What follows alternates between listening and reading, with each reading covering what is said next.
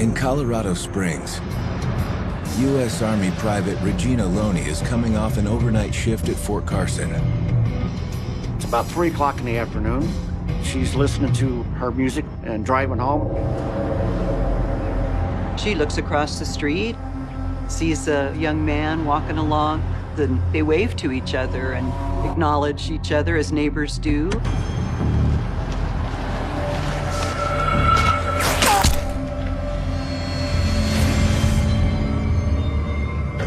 All of a sudden, he grabbed his stomach, bent over, and fell to the ground. You all right? He's writhing in pain, and she's thinking, well, did he trip? Did he have some stomach issues or a heart attack? So she rushes over there. Oh my God. Help! Someone help, please! Please get my wife. Someone! He kept saying over and over, please get my wife, please get my wife. Somebody help! Get my wife.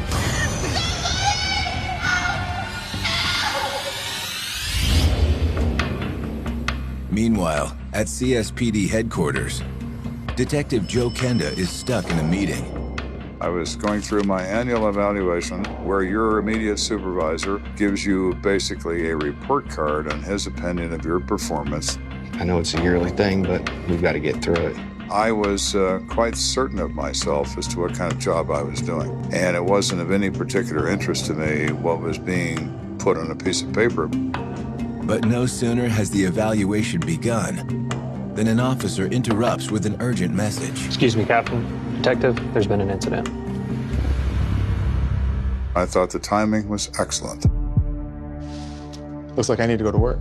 Okay, we will finish this up later. I consider meetings a weapon of mass distraction. Why are we going to have a meeting and sit around and talk about the work? I would much rather just do the work. Moments later, Kenda arrives at the 3700 block of Airport Road. The area where this incident occurred is a commercial district filled with businesses, bars, restaurants, heavy traffic. People are busy being busy. No one's paying a lot of attention to us. So what do we got?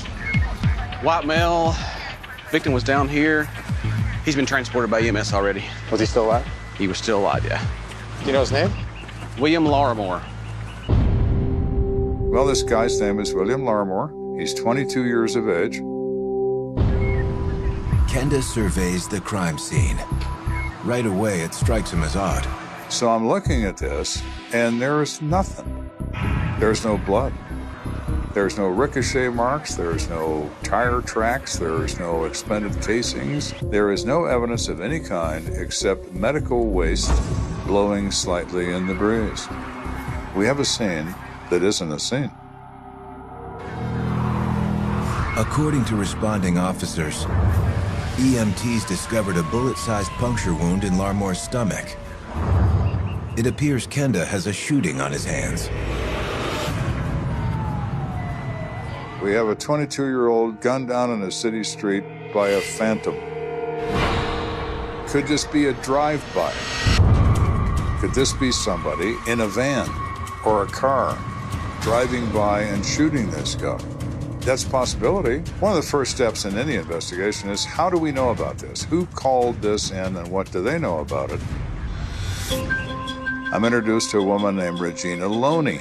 Did you see anything or anyone suspicious either before or after he was on the ground? No. I really wish I had. How many gunshots did you hear? She looked at me like, gunshots? No, I didn't hear anything. Regina states that she was only 30 feet from William when he went down. Kenda wonders how she couldn't have heard the gunshots. Well, some people have never heard a gunshot before. It's kind of a shock. And she stopped me and said, I'm the Army and Range qualified. now that's really interesting because we have a qualified witness who knows what a gunshot is. She didn't hear one. We didn't hear anything. And we're talking about distance.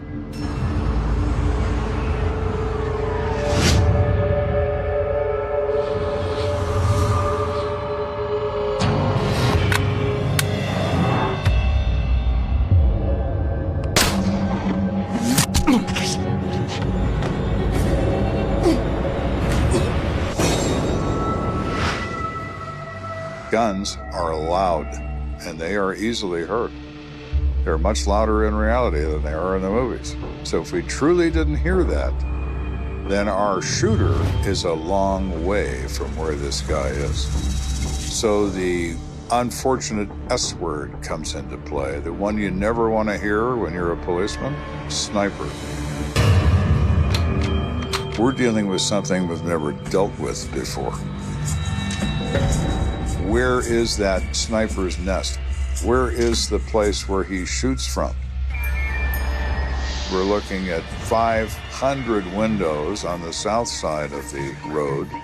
We're looking at over 1,000 windows on the north side of the road. So we have a minimum of 1,501 locations where our man could be. You guys want to go knock on some doors, see if anyone saw or heard anything? Sure. Thanks.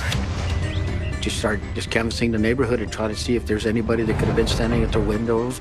Anybody else that lives here that might have seen anything in this apartment? Our problem is we have a limited number of people to do the knocking, and we have literally hundreds of doors.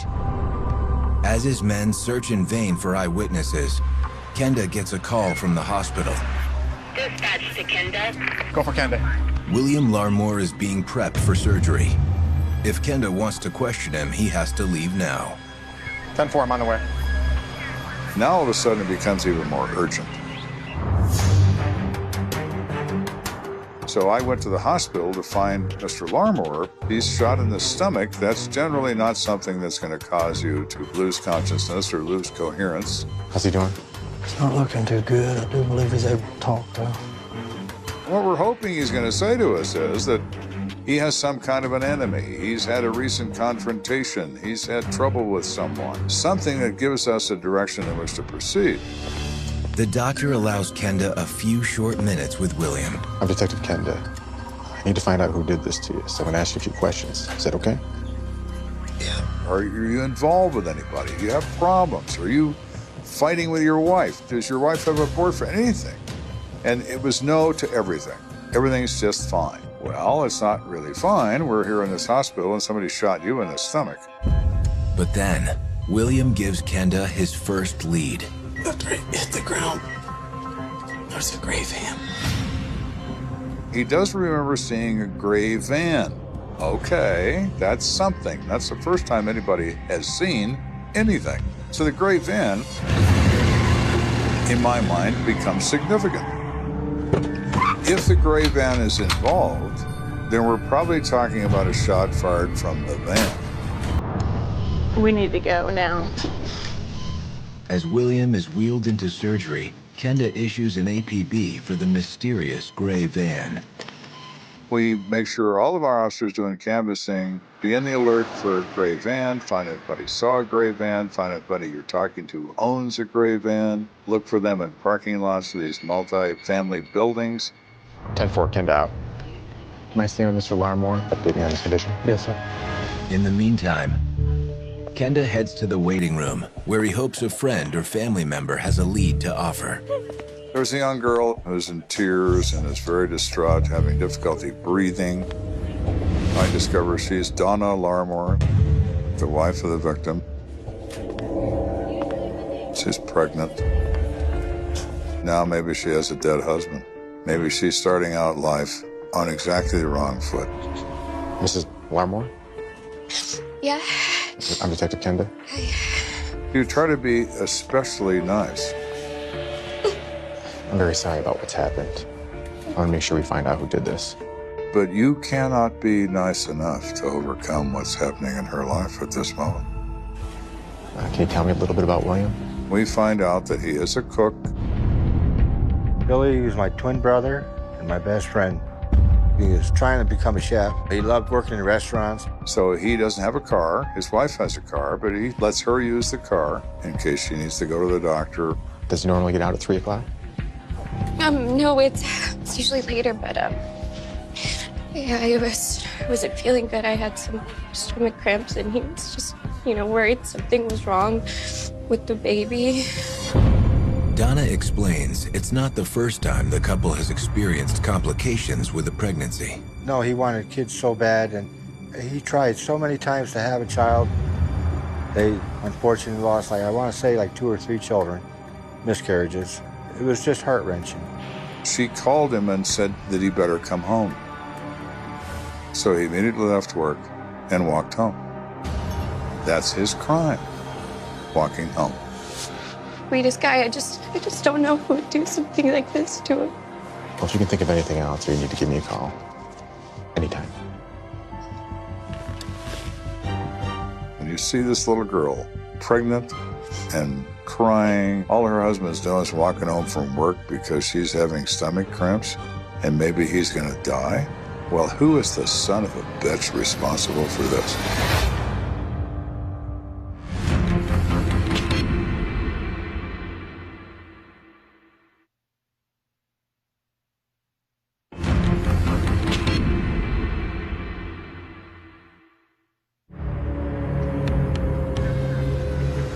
So here we are. We've got zip. We have no physical evidence to observe. Lt.Joe Kenda is working the attempted murder of 22-year-old soon-to-be father, William Larmore, who has been inexplicably shot in broad daylight. Nobody hears, nobody sees. But the victim sees a gray van. What's that have to do with this? Could this be a drive-by?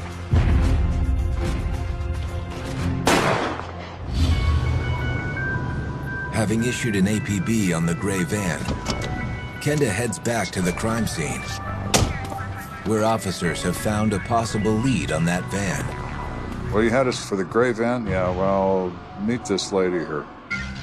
We find a young girl named Jill Hendricks. Jill lives in the area, obviously, very close to where this occurred. How you doing? Good. Can you tell me what you saw today?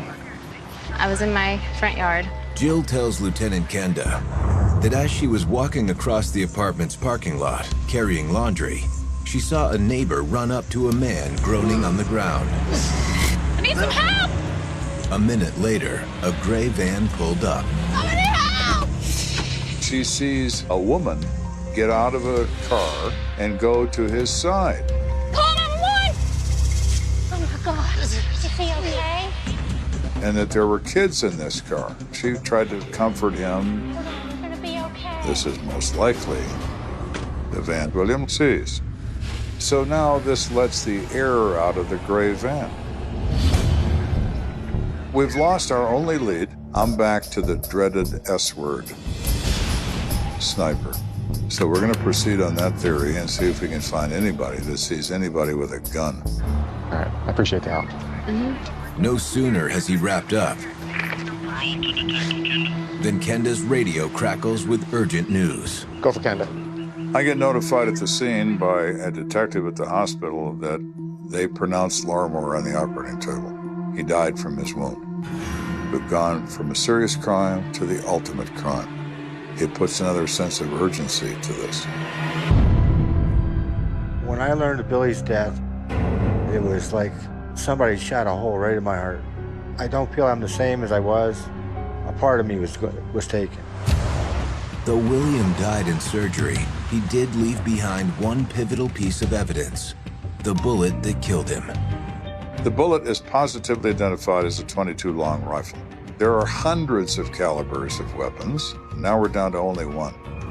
This is somebody a long way away with a .22 long rifle weapon. Identifying the make of the murder weapon isn't the only good news.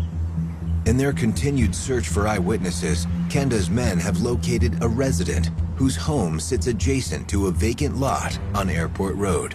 The man tells them that he heard several loud bangs around the time William Larmore was shot. We want to search this field. We want to search it while it's still daylight. It's tedious work, but necessary, because you never know what's under a rock until you pick it up. Finally, the search of the nearly 2-acre lot pays off. Think I got something, Joe? We find expended casings, .22 long rifle. Can you take these evidence? Sure thing. Thanks. From the point where that casing was found to the point where the victim was found being shot was 150 yards, which would indicate a long sniper shot. That's further than a football field. If you're going to shoot at him, this would be a very good place to do it from. But to connect on a long shot like this would take a true marksman, possibly with a military background. With a shot of 150 yards with a .22 caliber rifle, that's a tough shot.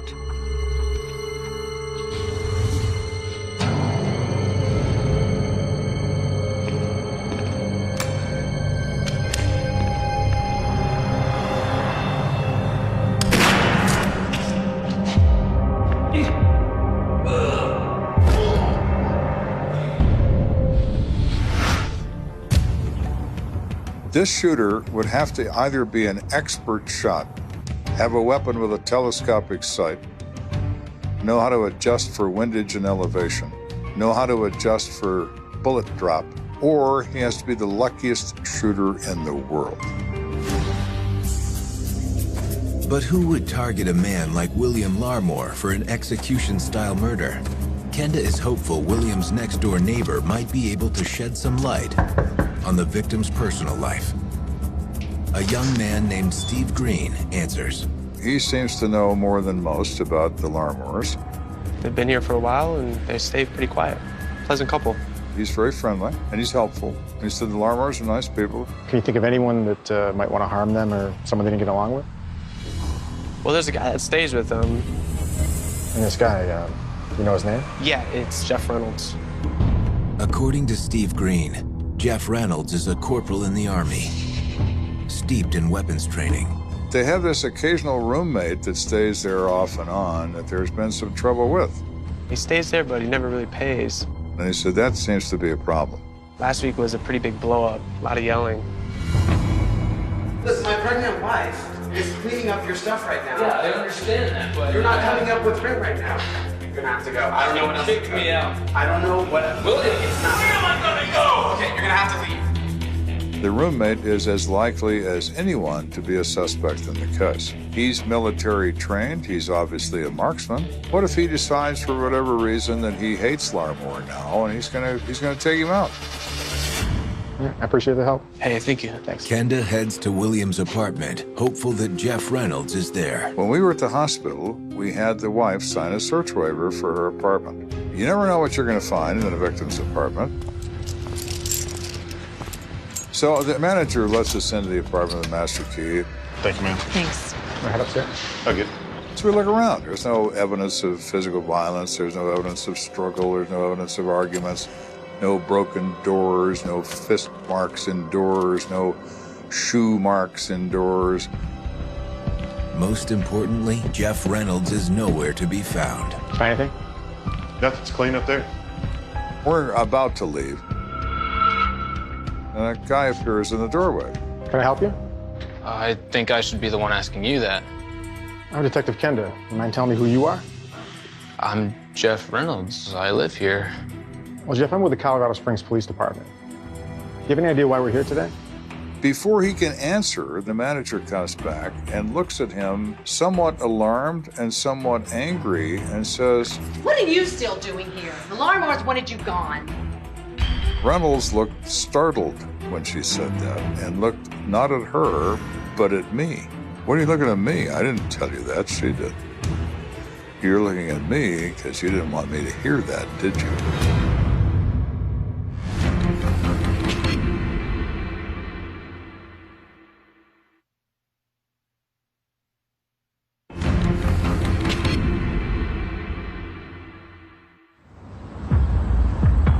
Here we are. We're poking in the dark, trying to find something. All of a sudden, a guy walks in. Who are you? Well, I'm Jeff Reynolds, a roommate.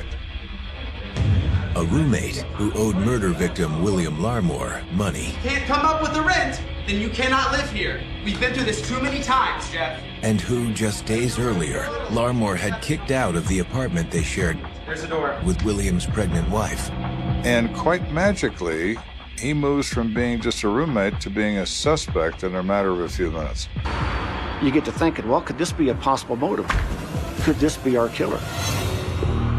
What exactly are you doing here, Jeff? I'm just here getting some of my stuff. Are you aware that William was killed earlier today? Yeah, I just spoke with his wife. And how do you know the Larimores? Well, actually, I know him. We were friends on the East Coast, and I said to him, you should come to Colorado Springs. It's a cool place. Billy was happy to move to Colorado. It seemed like it changed him, made him happy. You know, it was like a whole new atmosphere for him. He let me move in with him, but I was really strapped for cash. He has no money, and they can't survive on what he's making in the Army. He is staying with the Larimores as much as he can because he really can't afford to stay anywhere else. Listening to Jeff Reynolds, Kenda can tell he's holding back.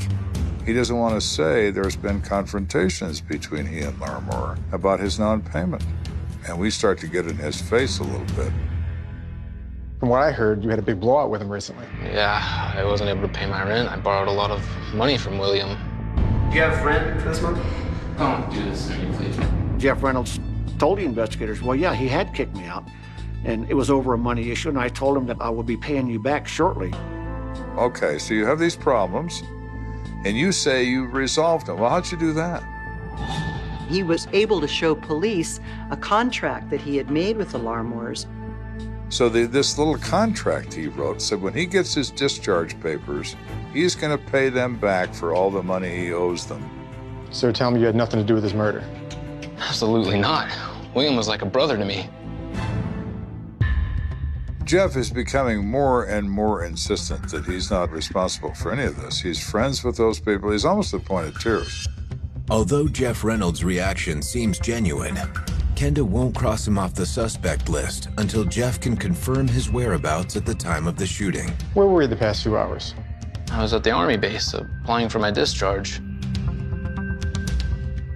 Let me check that out. So we call his commanding officer, wind up speaking with his first sergeant. During the time frame of the shooting, he is going through this application process.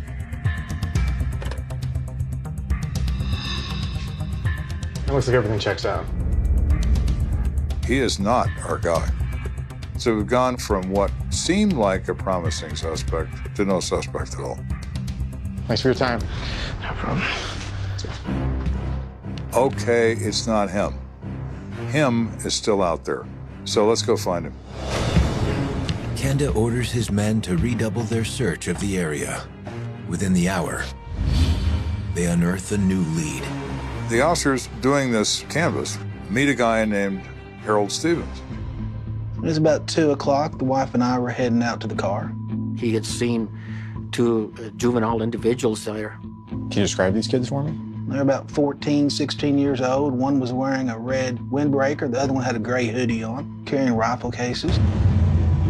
Now we got something. We have a witness who sees something involving rifles. And that is what we're looking for. Where were they heading? As soon as they saw me, they took off running to the vacant field next door. The field Harold Stevens is describing is the same one where Kenda's men found the .22 caliber rifle casings just a few hours earlier. What if they're in that field shooting one of these guns, and one of those bullets winds up in Mr. Larimore's stomach? Might go ahead and call that in. 10-4. Kenda issues a bolo. Be on the lookout for two teens matching the description given by Harold Stevens. Possibly carrying rifle gun cases.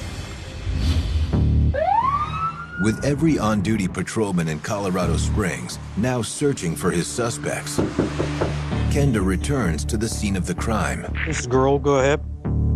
So I'm standing in the field considering what our next move is when Officer Reeve gets in touch with me. Just got a call from Officer Reeves at the juvenile center. Says he got a kid there that knows something about the shooting. All right, let's go talk to him.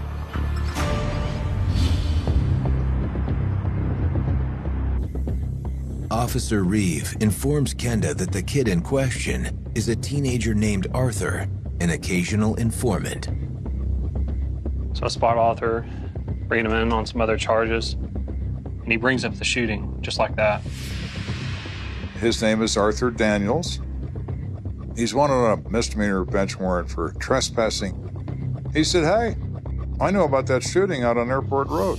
Has this guy been helpful in the past? Yeah, he actually has on numerous occasions. Daniels has been an informant for him in the past, and he's given him, in his estimation, reliable information. All right, well, he's your guy. You want to find out what he knows? Yes, sir. I was watching him through the window, and I'm listening to what the kid has to say. So you said you knew something about this shooting. What do you know? Yeah, Daniels says, oh man, I don't want to give any names because then I'm a snitch. Come on, you got it in you. So Reeve plays with him for a while and finally convinces him to tell him. So we were in the car. He had been in the area waiting for some friends to come pick him up. They were going to go to the park and play some football.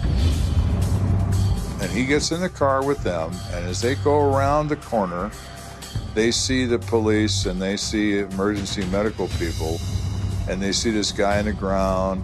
One of the individuals in the car was a person he identified only as Bug. Dude named Bug. He said he did it. Said he shot the guy. See, man, I got him, I told you. Bug says, I'm a sniper, man. Amazing. Now we're not only in the right ballpark, we're in the right row. We have a kid named Bug who is a shooter. Wow.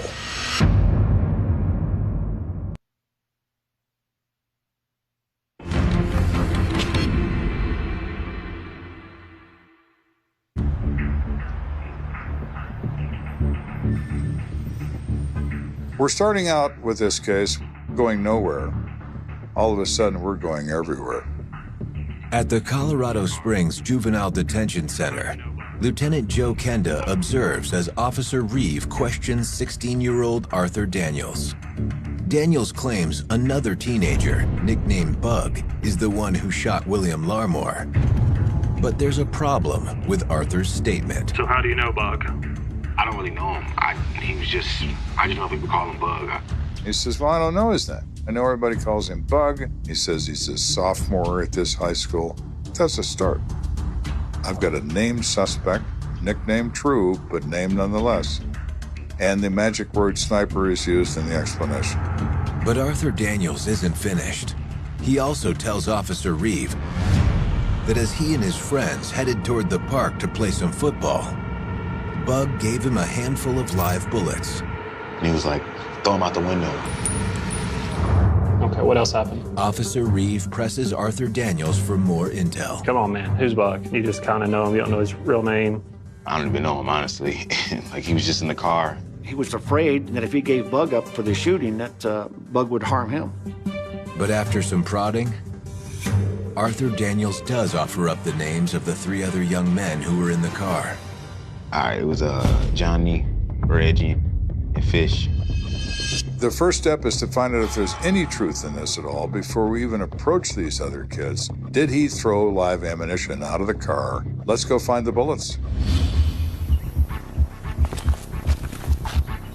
I found one. There's 2 more right there.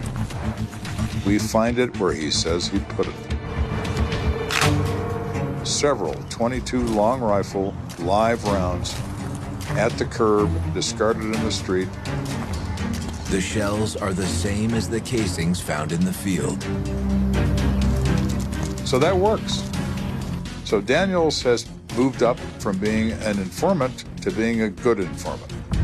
It is proof enough to me that those 3 kids he named are in fact in that car. Now we have to get to these other people and find out what they know.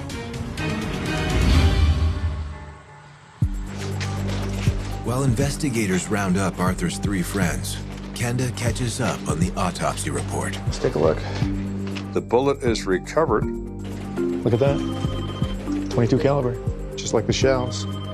Yes, sir. It's showing a downward entry with no exit. 22 long rifle. This is a downward angle into the lower stomach. It cuts his liver in the process, and that's what killed him. Confirms long-range shot. I believe we're out of the starting gate.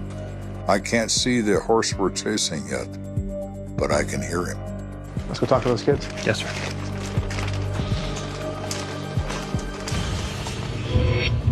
That afternoon, Arthur's friends arrive at the station for questioning, each accompanied by a parent. If you are a juvenile, meaning you are less than 18 years of age in Colorado, then your parent and or legal guardian has to be present before any interrogation is conducted. Kenda and his colleagues interview the teens separately. Okay, so we know all about your friend Bug and the shooting the other night, so tell me what you know about it. I don't know anybody named Bug. There was no Bug in the car? I don't know anybody named Bug. Are you still gonna stand by that you don't know this guy Bug? No, I have no clue. Reggie and Fish think they're playing hardball, but Kenda's men have an ace up their sleeve. Look, don't tell me you weren't in the car. We found the bullets that Daniels threw out on Shelton Road. Do you remember that? Arthur was one that threw out the bullets. Arthur, he dumped him out. Did you see Arthur do this? Yes. And with that, both Reggie and Fish corroborate Arthur Daniels' statement, except for the most important part, the part about Bug. Who? Bug. Never heard of him. I don't know what you're talking about. Both say Bug wasn't in the car. Who is Bug? I don't know who that is. But in interrogation room 3, Kenda is working on the third young man Arthur Daniels identified, high school sophomore Johnny Gomez. So you hear about the shooting, Johnny? I got nothing to say about some shooting. He is Mr. Bad Guy. He's a little kid. He's like 15 years old, and he's never been in a car, and... I don't know him. Who's Daniels, and who's these other two guys? How about a guy named Bug? I don't know what you're talking about. He's just being an evasive little jerk. All of that's very common. Doing the right thing, that's all in the movies. They respond to pressure. Harm is going to come to them if they don't tell what they know. That is what works, and nothing else does. Listen closely, Johnny. We're talking about being an accessory to murder. If you're lying to me, I'll make sure you do hard time and wake up an old man. All of a sudden, their bravado starts to go away. Didn't do no murder.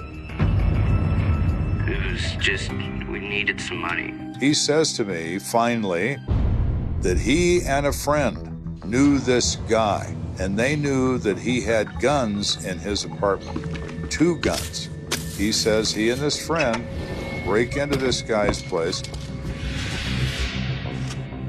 and they take these 2 guns, and they're in rifle cases. And one of them is green. Now, I'm listening to this, and I already know what Mr. Stevens told us. 2 kids with rifle cases, and one of them's green. Bingo. Now we're really getting somewhere. Now we are in overdrive. What's your friend's name? I'm thinking the whole time that his partner in crime is Bug, our man Bug. I said, so, Johnny, who's your friend? What's his name? Arthur Daniels. No wonder nobody knows who Bug is. There is no Bug. There's just our man Arthur.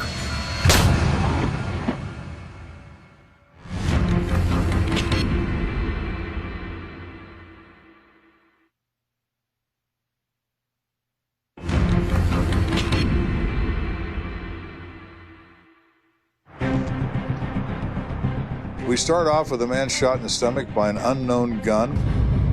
22-year-old kid, just starting out in life. He's about to have a baby. Why would this happen to you? Teenage informant Arthur Daniels has identified a young man, nicknamed Bug, as William's killer. But as Lt.Joe Kenda questions 15-year-old Johnny Gomez, an entirely different picture begins to emerge. So now we know a lot. We know there is no Bug, nor was there ever a Bug. We know that our man Arthur is our shooter. Johnny is adamant Arthur Daniels delivered the shot that killed William Larmore. But is there a chance Johnny also took a shot at the victim? And if so, why? Who's Arthur? I didn't hurt anybody. This is just getting started, Johnny. So you stole guns with Arthur? Yes. We just wanted to sell them. That's all. Tell me what happened. He said he wanted to try out the guns. We gotta take some shots. Nah. We got to. Bro, I gotta go. I got friends coming over. But I didn't stay, I left. He was just a 16-year-old kid who had a weapon, who said, I'm gonna fire this weapon, maybe at some rabbits, see what it's like. Johnny swears that after he left Arthur, he headed to his aunt's house. He hid the stolen gun in her storage locker. What's going on, man? Shortly after that, his pals Fish and Reggie came by. A half hour later, Arthur came busting in. Guys, I just shot somebody. What? I just shot somebody. He's got the case in his hand with the gun in it, and he is scared to death. What's the matter? I just shot someone. Here, come on. Let's go. According to Johnny, they stashed Arthur's rifle within his aunt's storage locker, along with the other stolen weapon. They arrive at the park. Matter of fact, I gotta get rid of these bullets. And he throws ammunition out onto Chelton Road. Johnny's story is a revelation, but is it true? Kenda instructs his men to tell Johnny's pals, Fish and Reggie, that Johnny has come clean. Johnny's pretty much told my partner everything. So why don't you go ahead and get it off your chest and just tell us what happened. This time, the boys spill it all. He came back in, and he kept saying, I shot a man, I shot a man. We all got out and got away from him. Both Fish and Reggie corroborate every detail of Johnny Gomez's story. Mr. Arthur Daniels, and no one else. And we know where the murder weapon is. It's in this woman's storage locker. Kenda secures a search warrant for Johnny's aunt's storage unit. There's a locker right there. Lock. No worries. Let me in there. Multi-tool in hand, Kenda reveals a hidden talent. Most of those storage lockers are not exactly a Wells Fargo bank. They are difficult to get into if you're a complete idiot. I opened the door as quickly as if I had a key. There they are. You really hit the jackpot there once you get the weapons. We're freshly fired. We protect it for prints, we take it with us. Let's get these back to the station. And turn it into the lab for testing. Ballistics tests prove one of the stolen guns was the one used to shoot and kill William Larmore. But since Arthur's a juvenile, Kenda can't elicit a confession from him without parental consent. We don't know where his mother is. We think she's in Texas somewhere, but she's certainly not here. Father is here. Mr. Daniels? Yes? I'm Detective Kenda. Your son Arthur has some information on a shooting that happened. We'd like to talk to him. Basically, he tells us to drop dead. And my boy ain't talking to no damn body without no lawyer. That he'll get the kid a lawyer and get off my porch. Are you sure that's a good idea? Go yourself.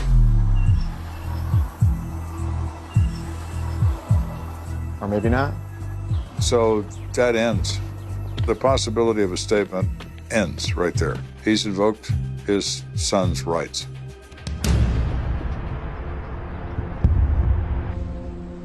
But even without a statement, Kenda's got the evidence he needs to throw the book at Arthur Daniels. Handcuffs, boom, done. Over. Goodbye. You're under arrest. No reaction at all. He didn't say a word or even look at us.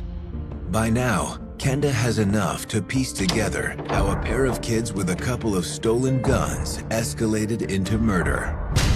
I think Arthur is over there to shoot the gun because he's a kid. He's fascinated by it. A kid at that age who has never handled firearms very much has no idea what he's got in his hands.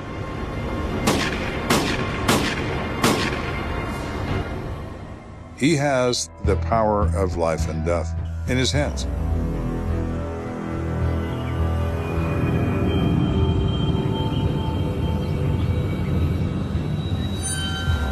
He sees this guy from way off, way long way off. I bet you I can shoot that guy like they do in the movies.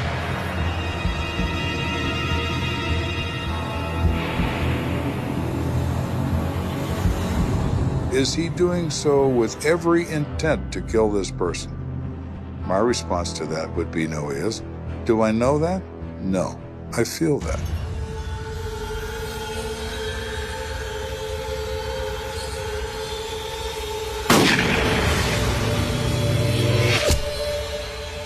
Bang! Guy falls down.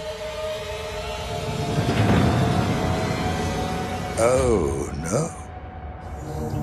In his wildest dreams, would never have thought that he was going to actually hit anybody. What's he do next? What kids always do next. He runs. Arthur Daniels is tried and convicted for the first-degree murder of William Larmore. But after years of legal wrangling, the charges are reduced. He was allowed to plead guilty to reckless manslaughter charge and was subsequently sentenced to an indeterminate to 10 years in a Color State Penitentiary. Even with Arthur Daniels behind bars, for William Larmore's family, the pain has never gone away. I can't say I got over his death. You never get over it. He's always there in memory. This type of crime is frightful. You get an individual that is on his way home to assist his pregnant wife, and all of a sudden is shot for no reason. Arthur Daniels shot William for no reason whatsoever. A reckless teenager who's in possession of a gun is probably more dangerous than the deadliest marksman. The deadliest marksman will kill for a reason. A reckless kid doesn't need a reason. He just needs to continue to. The thing about a disappearance is the silence it leaves behind. A silence so loud it starts to sound like footsteps in an empty hallway, like a phone buzzing on a kitchen counter that nobody will ever answer again. And in Texas, where the sky can swallow a town whole, that silence has a way of stretching for miles. It began with a car door left ajar, a dome light bleeding pale yellow into the dark, and an engine that had already cooled to the temperature of fear. No blood. No screaming witness. No struggle caught on camera. Just the kind of scene that makes your stomach drop, because it looks staged and accidental at the same time, like the last page of a story torn out before you can read it. It was late summer of 2003, heat still clinging to the asphalt long after midnight, the air smelling like dust and gasoline, and cut grass that never quite cooled.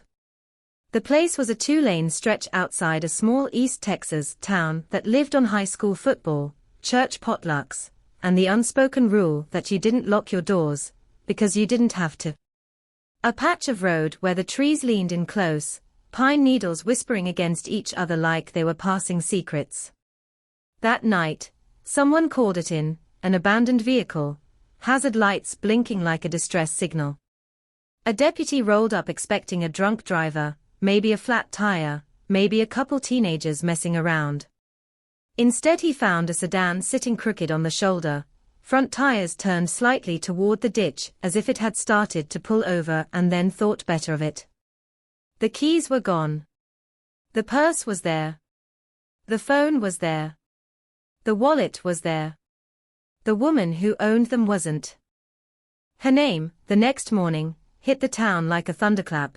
Marissa Klein, 26, a nurse's aide at the county clinic, the kind of person everyone described the same way, steady, polite, the one who stayed late when someone else called out, the one who kept a little notebook of birthdays so she wouldn't forget.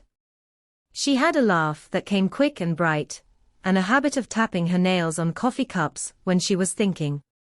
She lived in a small rental house with a porch light that always worked and a wind chime that never stopped. She wasn't the type to disappear, people said. She wasn't the type to run. She wasn't the type to leave her shoes by the bed, and her toothpaste uncapped, and her laundry half-folded. She wasn't the type to vanish into the Texas night without leaving even a smudge of a reason behind. But vanishing doesn't ask permission. Marissa had gotten off work late. The kind of late that makes you speed a little, because you want your bed and your quiet and the comfort of routine. She'd clocked out, talked to a co-worker in the parking lot, waved, got into her sedan.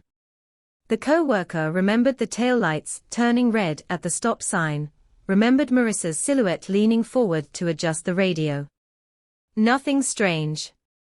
No one tailing her, no argument, no hurried movements. And then the road, and then the shoulder, and then nothing.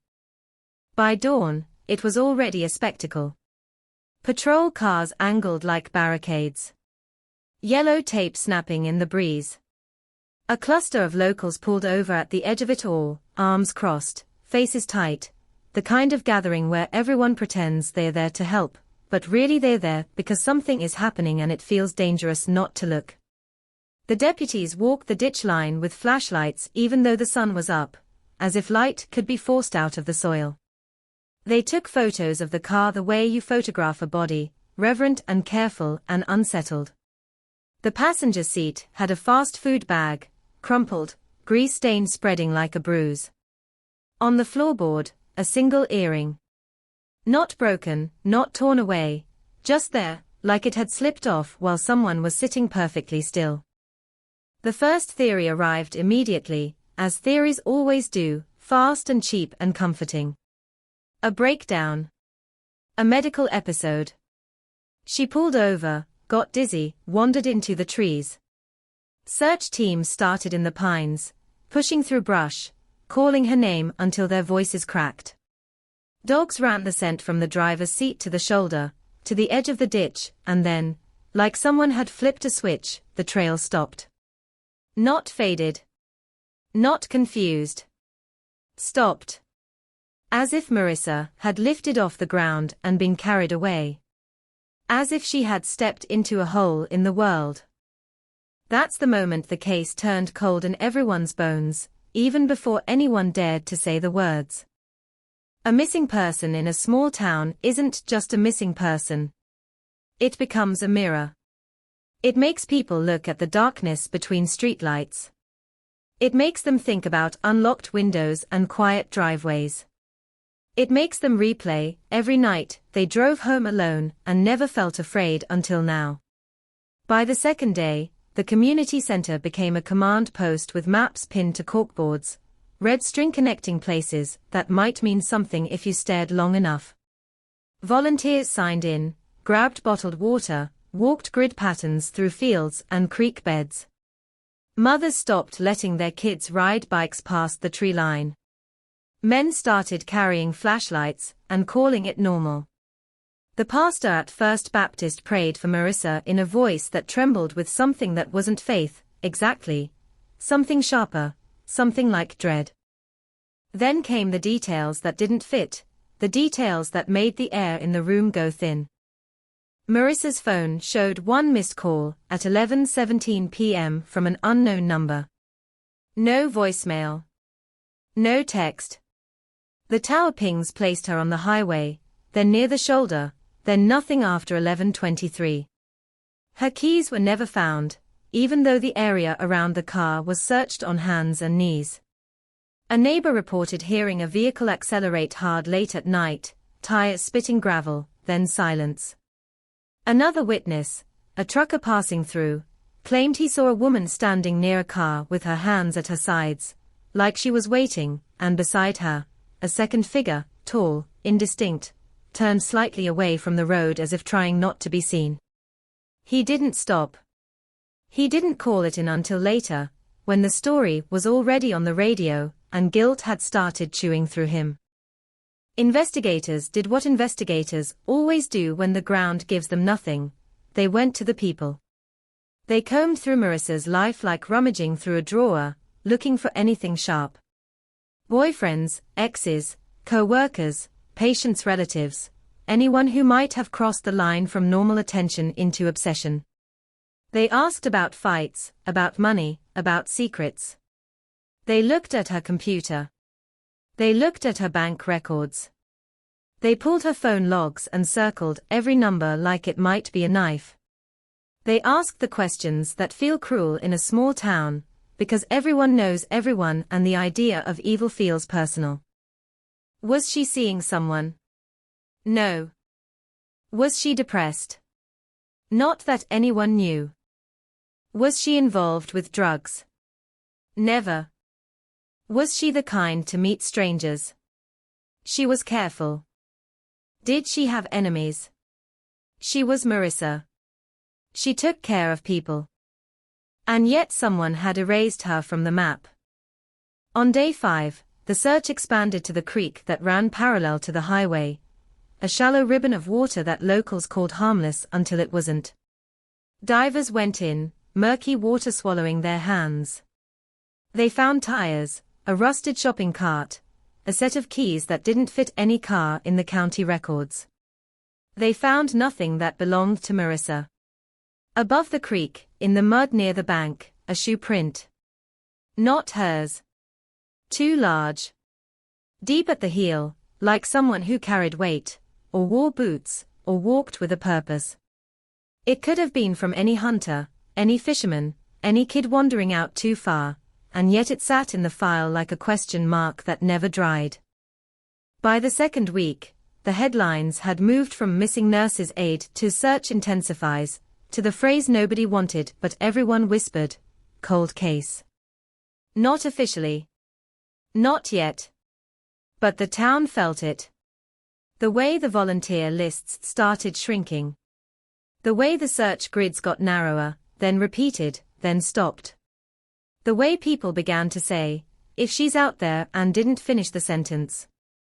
The way Marissa's mother sat on her porch every night with the porch light on, watching the road as if her eyes could pull a car out of the dark by force.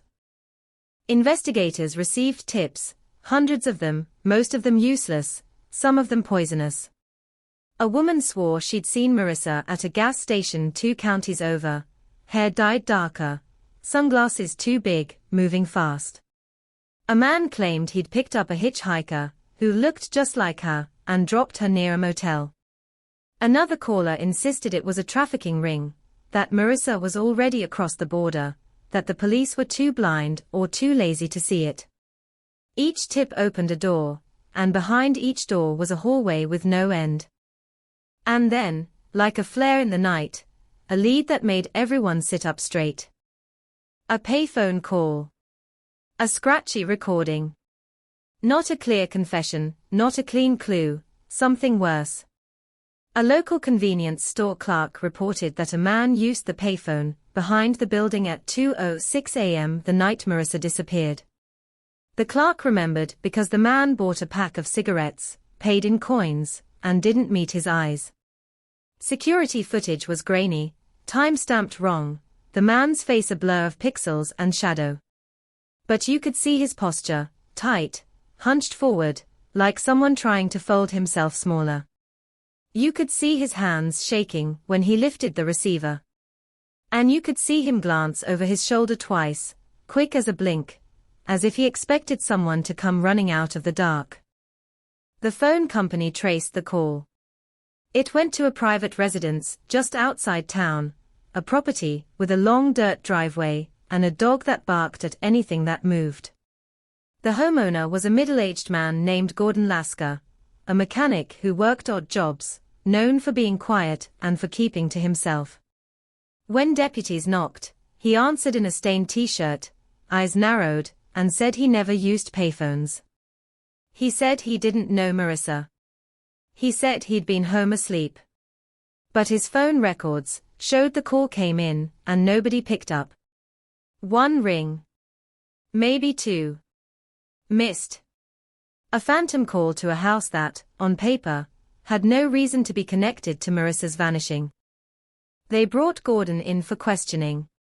He sat under fluorescent lights that made his skin look gray. He denied everything. He offered nothing. He didn't break.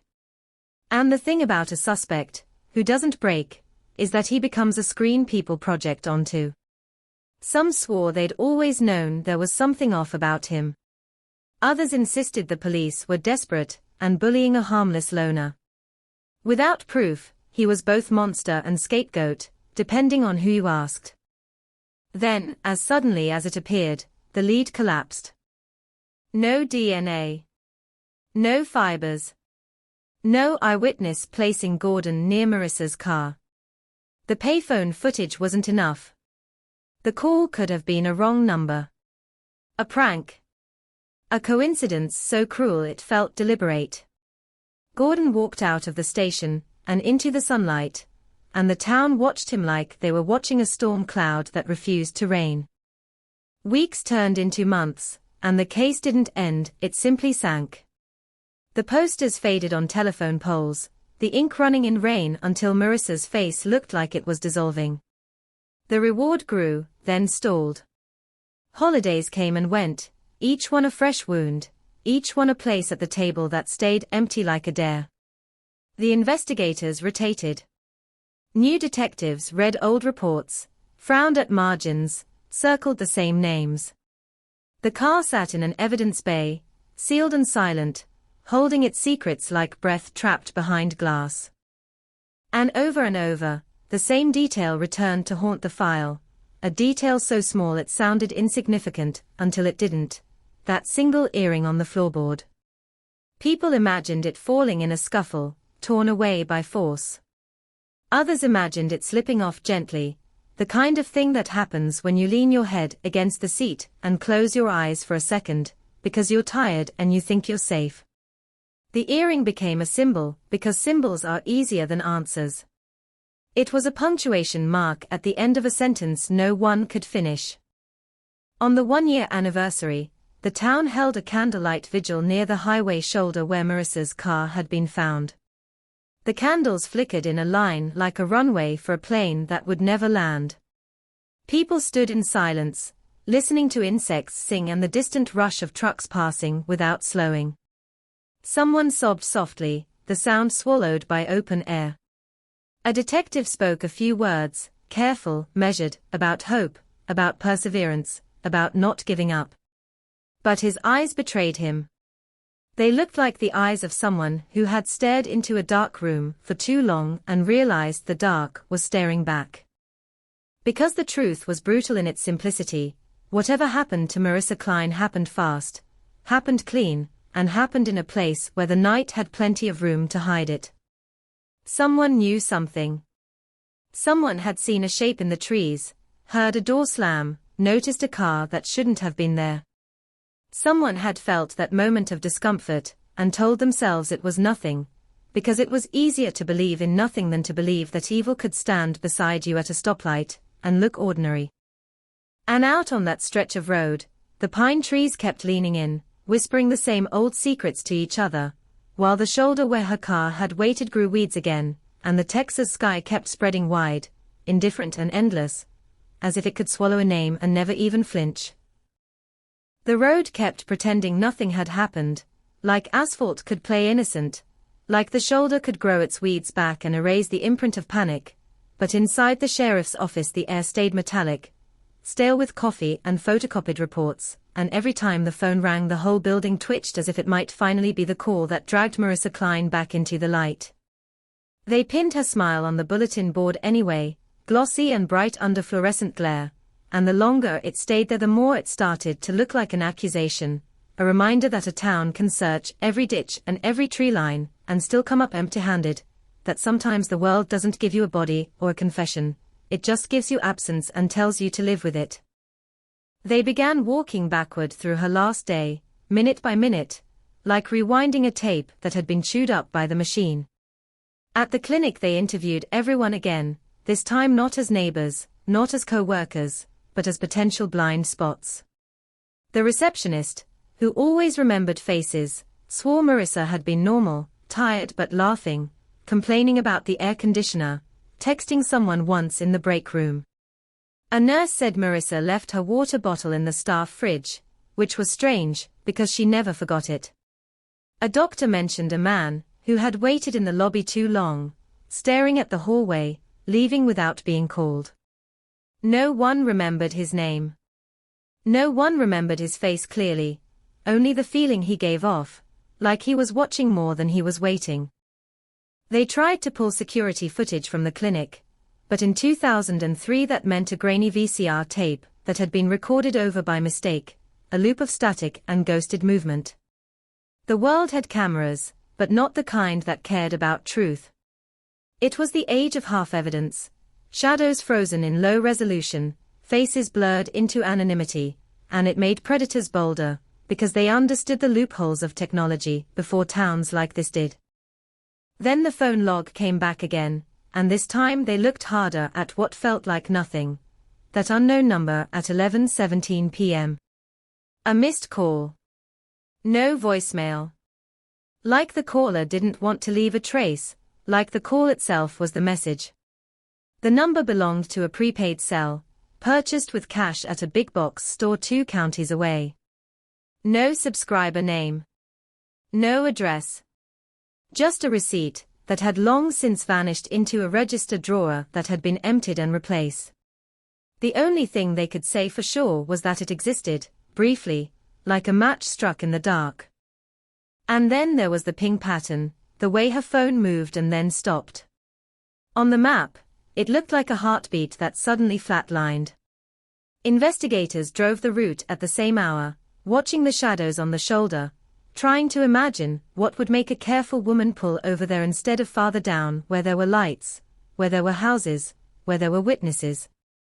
They searched for anything that could have forced that decision: nails, broken glass, a thrown object, a staged obstruction.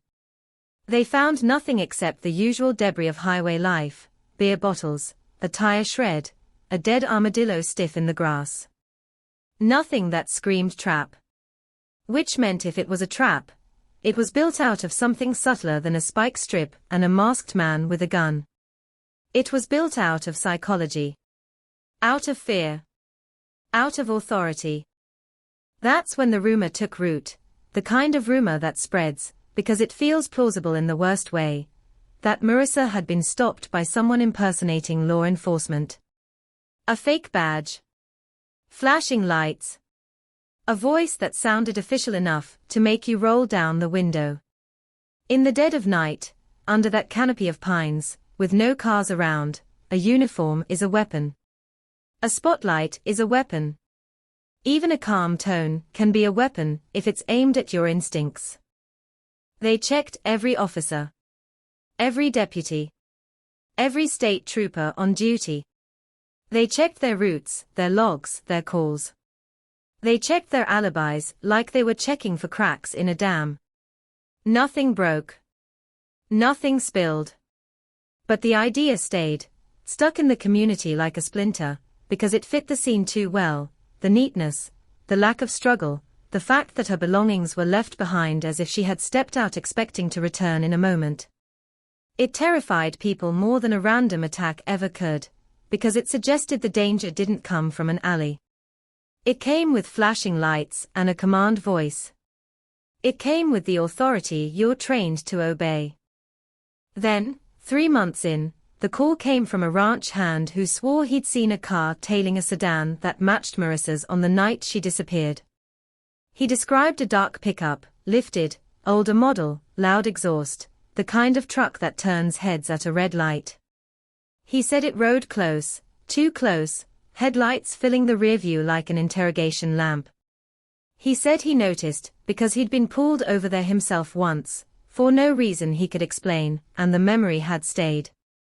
The ranch hand's story was shaky, fuzzy at the edges, but it gave detectives something solid enough to chase: a vehicle. They canvassed shops, farms, construction crews. They asked about lifted pickups, about men who drove too fast, about trucks that came home with fresh scratches on the paint. They checked DMV records until the printer jammed and the stack of paper grew into a mountain. They got flooded with tips, mostly the same kind: my ex has a truck like that. That guy at the feed store has a truck like that. In Texas, half the county has a truck like that. The search turned into looking for a single shark in an ocean of teeth. And then, out of nowhere, a break that felt like a door creaking open. A teenager found a set of keys in a drainage culvert near an old service road, shiny in the mud like they'd been dropped recently, but when detectives cleaned them they realized they were coated in grit that suggested they'd been there longer than that, hiding under a film of dirt until rain washed them into view. The keys fit Marissa's sedan. The metal tag on the ring had the name of a local hardware store etched into it. The store owner remembered her. She'd made a copy months earlier, because she was afraid of locking herself out. The keys were real. The keys were hers.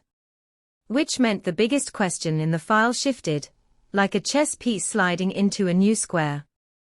If her keys weren't at the scene, then someone took them, and if someone took them and later discarded them miles away, it wasn't a panic move. It was a decision. It was control. They brought the dogs out again, not the scent dogs this time, but cadaver dogs, the ones that make people swallow hard when they see the harness go on. The dogs hit on patches of ground near the culvert, then circled, then drifted away, restless, confused, like the scent was there and not there, like it had passed through and been carried by water. They dug anyway. They found nothing but wet clay and roots. No bone. No fabric. No closure. Just another mark on a map, another place the story touched the world and then disappeared. The local paper ran the headline the next morning in letters that felt too big for the truth: keys found, case heats UP. In town, people repeated it like a prayer, like heat meant something would finally melt, like pressure would finally crack the shell around the secret. They leaned over counters at diners, voices low, and asked the same question in different disguises. Do you think she's alive? Do you think she suffered? Do you think it was someone we know? Because that's the private terror of a small community. The enemy isn't an abstract figure in a ski mask. The enemy might be the guy who fixed your truck. The enemy might be the man who sat behind you in church. The enemy might be the person who smiled at you at the gas station while your child picked out candy. Around that time, the psychics arrived. It always happens when the trail goes thin. People with soft voices and hard certainty, claiming they can hear what detectives can't. One woman from out of state held a press conference in the parking lot of a motel, and said she saw water, saw a bridge, saw a red barn, saw a male presence, with anger in his chest. She said Marissa was not at peace. Cameras ate it up. The town watched, hungry for any sentence that sounded like it pointed somewhere. Detectives hated it, because it turned grief into a carnival, and because it poured static into a case that was already drowning in noise. But the static did something else too. It drew attention. It drew listeners. And somewhere in that crowd of listeners, someone picked up the phone and made a call that wasn't psychic at all. A real call. A human call. A call that came in on a rainy Tuesday afternoon, to a line that only the sheriff's office and a few reporters knew existed. The voice on the other end was a man's, tight and flat, like he was reading from a note. He didn't give his name. He didn't give his location. He said only this: "You're looking in the wrong place. She didn't leave that road alive." Then the line went dead. No caller ID. No traceable signal. The kind of call that sounds like a confession but isn't, the kind of call that could be a sick prank, or a guilty conscience, or the killer leaning close to the microphone just to feel the power of being heard. The sheriff wanted to keep it quiet. The press found out anyway, because secrets in a small town don't stay secrets. They leak out through bar stools and break room whispers until they become headlines. Mystery caller claims Marissa dead. Her mother saw it at the grocery store, printed above the meat specials, and she collapsed beside the cart, grief turning her bones to water. The town had been living with hope like it was oxygen, and suddenly the air felt thinner. Detectives pivoted again, forced to treat the case as both rescue and homicide, forced to do two jobs with one set of hands. They expanded their suspect list, because if Marissa didn't leave that road alive, then someone had moved her, which meant someone had a place to hide her, which meant someone had privacy, tools, time. They looked harder at Gordon Lasker again, the mechanic with the missed payphone call, and they looked harder at every man like him, every quiet man with land, every man who lived off the grid just enough to be unobserved. They served warrants. They searched sheds, barns, crawl spaces. They sifted through burn barrels and dug behind outbuildings. They found rot and rust and the normal ugliness of rural life, dead animals, broken appliances, old mattresses tossed into brush. They found porn in some places, guns in others, secrets that had nothing to do with Marissa. And every time they found nothing, it didn't feel neutral. It felt like a loss. Then a new name surfaced, whispered first, then spoken louder, the way a storm gathers. Caleb Rourke, 31, recently out of county jail, history of petty theft and assault, known to hang around the edge of town, known to drink hard and get mean. A waitress remembered him flirting with Marissa once, pushing too long, ignoring her discomfort, until another man stepped in. A co-worker remembered Marissa mentioning a creepy guy who'd shown up at the clinic asking questions about her schedule, pretending it was harmless.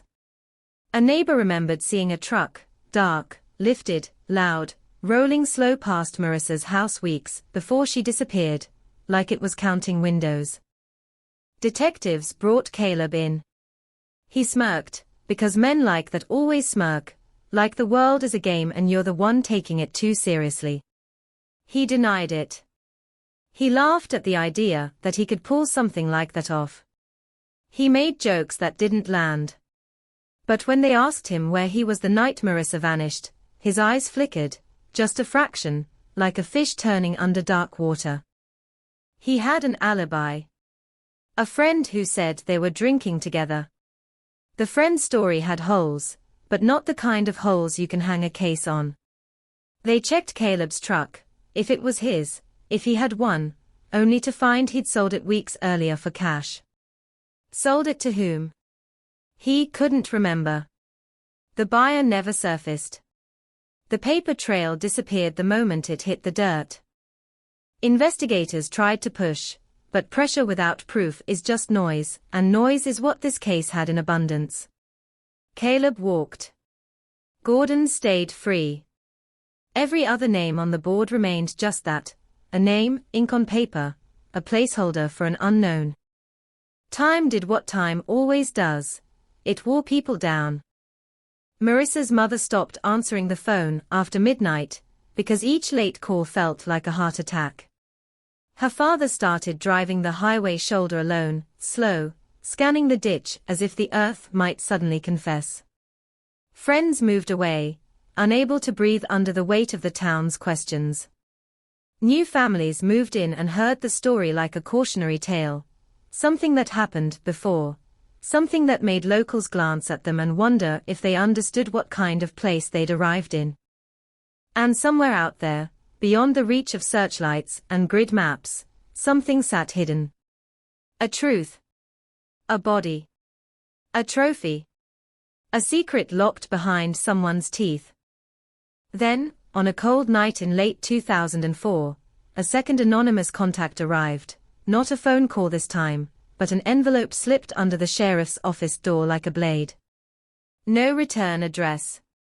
No fingerprints.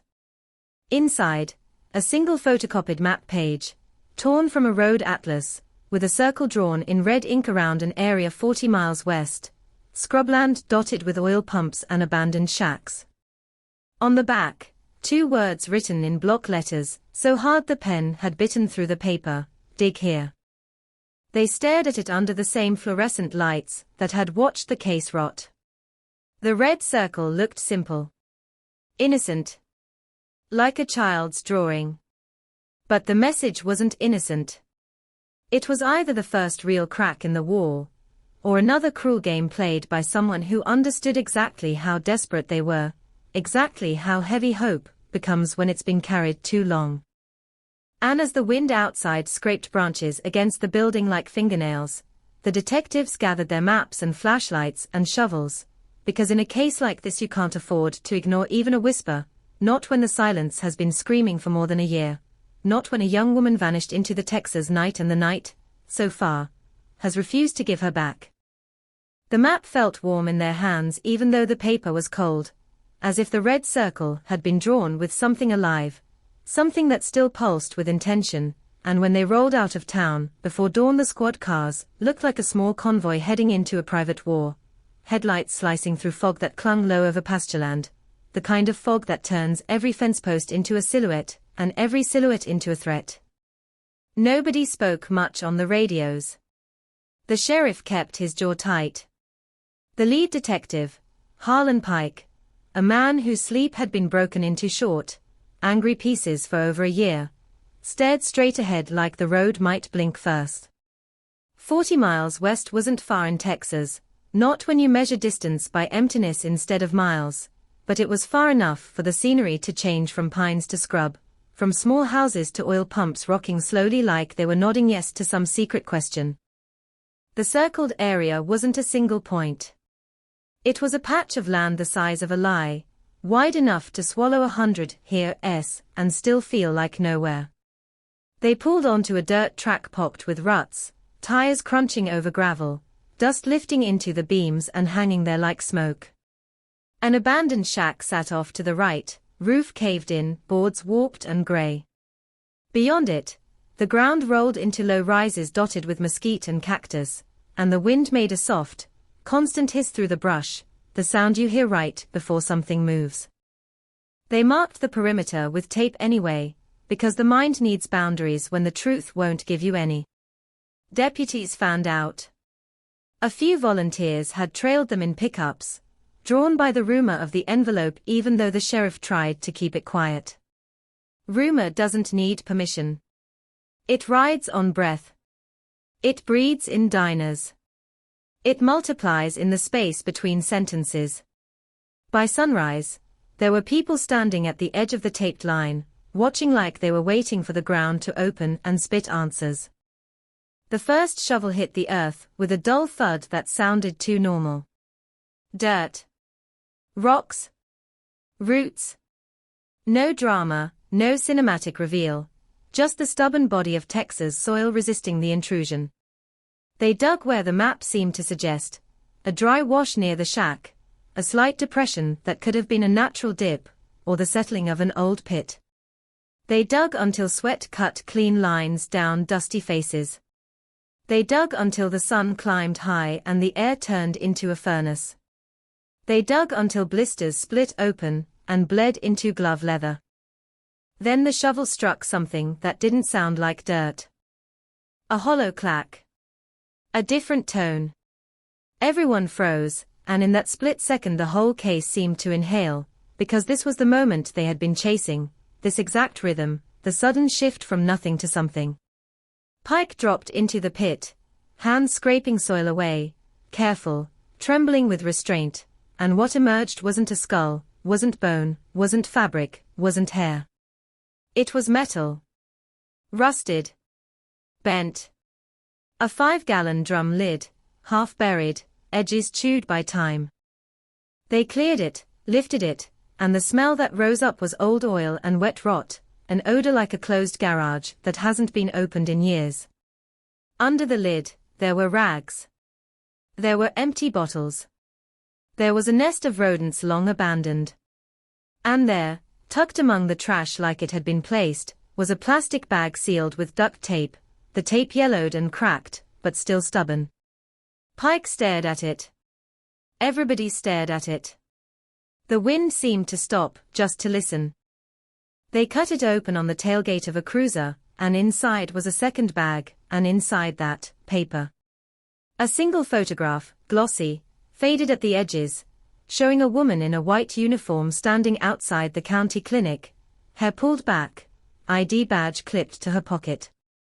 Marissa. Smiling. A casual photo, the kind you'd take on a break, the kind you'd print and tuck into a wallet. But this photo wasn't creased from being carried. It was too clean. Too preserved. It had been kept. Stored. Protected. And if someone kept it, that meant one thing. Someone wanted to remember. The crowd at the tape line murmured like a hive. Pike's throat tightened. The sheriff's face hardened into something ugly and determined, because now the envelope wasn't just a prank. It was a message with teeth. It was proof that whoever sent it had been close to Marissa, close enough to have this image, close enough to touch the case with their bare hands. They tore through the area like men possessed. Cadaver dogs came in, noses low, tails stiff, working the ground with a seriousness that made even seasoned deputies swallow. The dogs hit on the shack. Then the dry wash. Then a line that ran toward a cluster of scrub 30 yards out. And for a few frantic minutes it felt like the trail was finally warming, finally rising like smoke from the earth. They dug again. And again. And what they found wasn't Marissa. It was a skeleton of a dog, half buried, collar still around its neck, tags corroded beyond recognition. Not human. Not her. A cruel detour. A reminder that the ground holds 1,000 dead things, and only one of them was the one they needed. By afternoon the site had yielded nothing else. No bones. No clothing. No jewelry. Just the photo and the sickening realization that someone was close enough to play games, close enough to leave breadcrumbs that led to the edge of hope, and then dropped it off a cliff. The sheriff ordered the volunteers back, voices sharp, because now it wasn't just a search. It was a crime scene with an active, taunting presence behind it. Back in town the story exploded anyway. The local paper printed "photo found in dig site" in letters that screamed louder than the facts. A radio host called it a break. People called it the sign. Marissa's mother called it a nightmare, because what kind of person keeps a picture of your daughter sealed in plastic under rusted metal in the dirt? What kind of person takes the time to do that and then sends a map like it's a gift? Pike didn't sleep that night. He sat at his desk with the photo in an evidence sleeve, staring at it under a lamp, trying to wring meaning out of pixels and paper fibers. The picture itself was ordinary, but the context turned it into a scream. He ran it through the lab for prints, hoping for a thumb smudge, a ridge line, anything. The tape and plastic came back clean. No usable fingerprints. No DNA. Whoever did this knew how to touch without leaving skin behind, or they had learned the lesson the hard way. Then a technician noticed something small on the back of the photo, nearly invisible unless you held it at an angle to the light. A faint indentation, like writing that had been pressed into paper above it. Pike leaned in, heart beating hard enough to hurt. The lab used oblique lighting, then a soft pencil rub, and ghost letters surfaced from the grain of the paper. A name. Or part of a name. 3 letters, Cal. Cal, Caleb. California. Calibration. A fragment that could mean anything and therefore meant everything. Pike's mind snapped to Caleb Rourke, the man with the smirk, the man with the sold truck, the man whose presence in Marissa's story kept resurfacing like a body refusing to stay submerged. They pulled Caleb in again, hard this time, because pressure was all they had left. Caleb showed up to the station in a new jacket, and a grin that looked rehearsed. He acted bored. He acted insulted. He acted like he was above the whole thing, but his eyes tracked every movement in the room, quick and sharp, like a cornered animal measuring exits. Pike set the photo on the table between them and watched Caleb's face for a crack. Caleb's smirk faltered, just for a breath. It wasn't an admission. It wasn't a confession. It was something smaller and more dangerous, recognition. He covered it fast, leaning back, letting the swagger return, but Pike had seen that flicker and it sank into him like a hook. Caleb denied knowing anything about maps, photos, envelopes. He laughed at the Cal imprint and said it could stand for calorie. He said the cops were desperate. He said, "You got nothing." Pike pushed harder. He asked where Caleb was in late 2004, the night the envelope was delivered. Caleb said he was at a bar. Pike asked which bar. Caleb named one. Pike asked who he was with. Caleb shrugged. Pike asked if Caleb had ever been near the circled land. Caleb said he'd been everywhere, it was Texas. Pike asked if Caleb knew Gordon Lasker. Caleb's eyes sharpened.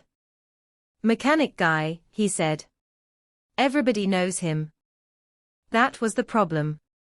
Everybody knew everybody, and yet nobody knew what mattered. They checked Caleb's bar alibi. The bartender remembered him, vaguely. A few patrons said they'd seen him, maybe.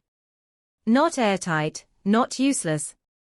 The kind of alibi that's just strong enough to make prosecutors hesitate. Pike hated it because it tasted like the case, close to something, never enough. So he widened the net. If Cal wasn't Caleb, who else could it be? They pulled every male with Cal in his name within 100 miles. Calvin, Callum, Cal, Carlton. Ran them against criminal databases, looked at addresses, work histories, known associates. A list of names flooded the board. Most were nothing. One wasn't. Calvin Mercer, 42, an ex-security guard from a manufacturing plant, fired 2 years earlier for behavioral issues. Lived alone outside town. History of stalking complaints that never stuck. A man described by neighbors as odd in that vague way that people use when they don't want to accuse, but they do want distance. Mercer had worked nights at the plant on the same shift as Marissa's cousin, which meant he had at least one thread connecting him to her orbit, even if it was indirect. And Mercer drove, according to an old report, a lifted dark pickup. Pike and 2 deputies went to Mercer's property with a warrant, gravel snapping under their boots as they walked up the drive. The house was small, cluttered, curtains drawn tight like the place didn't trust daylight. A dog barked behind a chain-link pen. Mercer opened the door slowly, eyes dull, expression blank as a switched-off screen. He listened to the warrant being read like it was weather. Inside, the house smelled of stale smoke and damp cardboard. The search was methodical, room by room, because method is what keeps you from losing yourself in the paranoia. They found newspapers stacked in towers. They found a police scanner. They found a folder of clipped articles about Marissa's disappearance, carefully dated, neatly arranged. That alone made Pike's stomach twist, because obsession has a tidy face when it wants to. But clippings aren't a crime. People follow stories. People get invested. People get sick in ways the law can't always punish. Then they found something else. A box under the bed, taped shut. Inside, photographs. Not just Marissa, other women, candid shots taken from a distance, the angle too low, too hidden. A woman pumping gas, unaware. A woman walking into a grocery store, head turned, mid-step. A woman in a clinic parking lot, white uniform, hair pulled back. Marissa. The room went quiet in that particular way it does when a case suddenly sharpens. Pike felt his pulse in his fingertips. Mercer stood in the doorway watching them with an unreadable stillness, and for the first time Pike felt the certainty crawl up his spine. They were close to something real, something that could bite back. They hauled Mercer in. The interrogation lasted hours. Mercer denied stalking. He said he was documenting. He said he liked patterns. He said he didn't hurt anyone. Pike laid the photos out on the table like a deck of cursed cards. He asked about the envelope. Mercer said he didn't know what Pike was talking about. Pike asked about the land west of town. Mercer shrugged. Pike asked about Marissa's photo in the ground. Mercer's eyes darted, just once, toward the corner of the room where the recorder blinked red. Not fear of guilt. Fear of being recorded. Fear of being pinned. The lab worked Mercer's house like a wound, collecting fibers, hairs, dust from the truck, soil from his boots, swabs from doorknobs. Results came back in the slow, grinding way labs always do, the kind of delay that makes hope turn sour. No DNA matched to Marissa, because they didn't have Marissa's body to compare anything to. only a toothbrush from her house and a hairbrush that could have held 100 innocent hairs. Nothing conclusive. Nothing that could put Mercer on that highway shoulder in 2003. The photo from the dig site still came back clean. But the clippings and the hidden shots were enough for one thing: the town finally had a monster shape to stare at. And that, in its own way, was dangerous. People began to talk as if the case was solved. As if the mere existence of a suspicious man meant justice was already on the way. They said Mercer's name like it was a curse. They stared at his house when they drove by. Someone spray-painted, "Where is SHE?" on his fence in red letters that dripped like blood. The sheriff had to post a deputy outside the property, because the town's anger was turning into a match, and Mercer's house was the dry tinder. Mercer sat in jail on unrelated charges, stalking, harassment, whatever the DA could make stick, while Pike chased the bigger truth that still refused to show its face. Because even if Mercer was guilty of being a watcher, a collector, a man who turned women into objects, that didn't automatically make him Marissa's abductor. It didn't automatically explain the clean disappearance, the stopped scent trail, the missing hours, the keys dumped in a culvert, the anonymous call promising she didn't leave the road alive. And then the phone rang again, late at night, the kind of ring that slices through your nerves. This time, it wasn't anonymous. It was a woman from a neighboring county, voice shaking, saying her brother had been drinking and talking too loud, saying he'd mentioned Marissa's name in a way that made her blood run cold.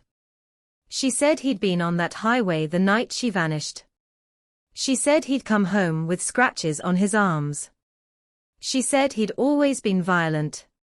She said, "I think he did something." Pike wrote the name down, ink pressing hard into the paper, because every new name was either a doorway or a dead end, and he had learned to walk through both without flinching.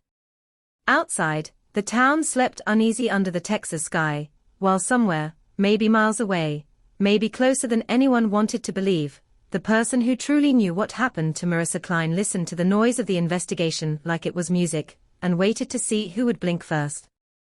The name the woman gave Pike landed on the page like a dropped weight, heavy and ugly and instantly alive, and the way she said it, like it hurt her mouth, told him this wasn't a casual accusation, it was a family secret finally coughing itself into daylight. Darren Holt, 29, lived 2 counties over, worked construction when he could keep a job, drank hard when he couldn't, the kind of man who turned a room colder just by walking into it, and the sister on the phone kept talking like if she stopped the courage would drain out of her, saying he'd come home in 2003 after a late run with scratches on his forearms and dirt under his nails, saying he'd showered for an hour, saying he'd thrown his clothes straight into the outside trash, saying he'd stared at the TV the next morning when Marissa's face hit the news like he was watching a funeral for someone he wasn't supposed to know, and Pike listened without interrupting, because sometimes the truth doesn't arrive as evidence. It arrives as a trembling voice that finally can't carry the weight alone. By sunrise Pike had deputies pulling Holt's file, because in Texas even a petty criminal leaves a paper shadow, and Holt's shadow had smudges, a bar fight with a broken bottle, a domestic call that ended with no charges filed, the DUI, an assault allegation that got pled down. Nothing that screamed abduction, nothing that screamed methodical, but Pike had learned the worst monsters don't always advertise themselves in neat categories, and Marissa's case wasn't neat. It was a knot somebody had pulled tight and then buried. They brought Holt in on a pretext, because you don't tell a man you're looking at him for a missing woman unless you want him to vanish too. Holt showed up at the station smelling like cigarette ash and cheap cologne, posture loose with that fake confidence men wear when they think the world owes them mercy. He sat down, looked around the interview room like it bored him, and when Pike asked simple questions, "Where were you in 2003? Did you know Marissa Klein? Had you ever driven Highway 19 at night?" Holt answered too quickly, too smoothly, like he'd already rehearsed a story for a question he swore he'd never be asked. "I don't know Marissa," he said, and his eyes slid away from Pike's. "I wasn't even in that town." Pike didn't argue. He just let the silence stretch, until Holt's foot started bouncing, until Holt's jaw tightened. Then Pike placed a photocopy of Marissa's photo on the table, the one found buried under the drum lid, and watched Holt's reaction, with the kind of focus that turns your stomach, because you're hoping to see something terrible. Holt stared at it a second too long. His nostrils flared. He swallowed. "Pretty girl," he said, forcing a laugh that sounded like a cough. "So what?" Pike leaned in, voice low, steady, the way you speak when you don't want to startle an animal, but you do want it to show its teeth. He told Holt they had a call placing him on that highway the night she disappeared. He told Holt they were searching properties. He told Holt the ground had already started talking. He didn't mention the sister. He didn't need to. Holt's face changed anyway, the bravado draining into irritation, then into something sharper. "You got nothing," Holt snapped. "You're just fishin'. I ain't talking without a lawyer." And there it was. The shield. The wall. Pike watched Holt fold his arms and lock his mouth like a vault, and for a moment all he could feel was that same familiar fury, the one that rises when the truth is right there behind someone's eyes and the law still can't reach it. They booked Holt on an outstanding warrant from the neighboring county, something minor, something old, but enough to keep him in a cell while they dug deeper.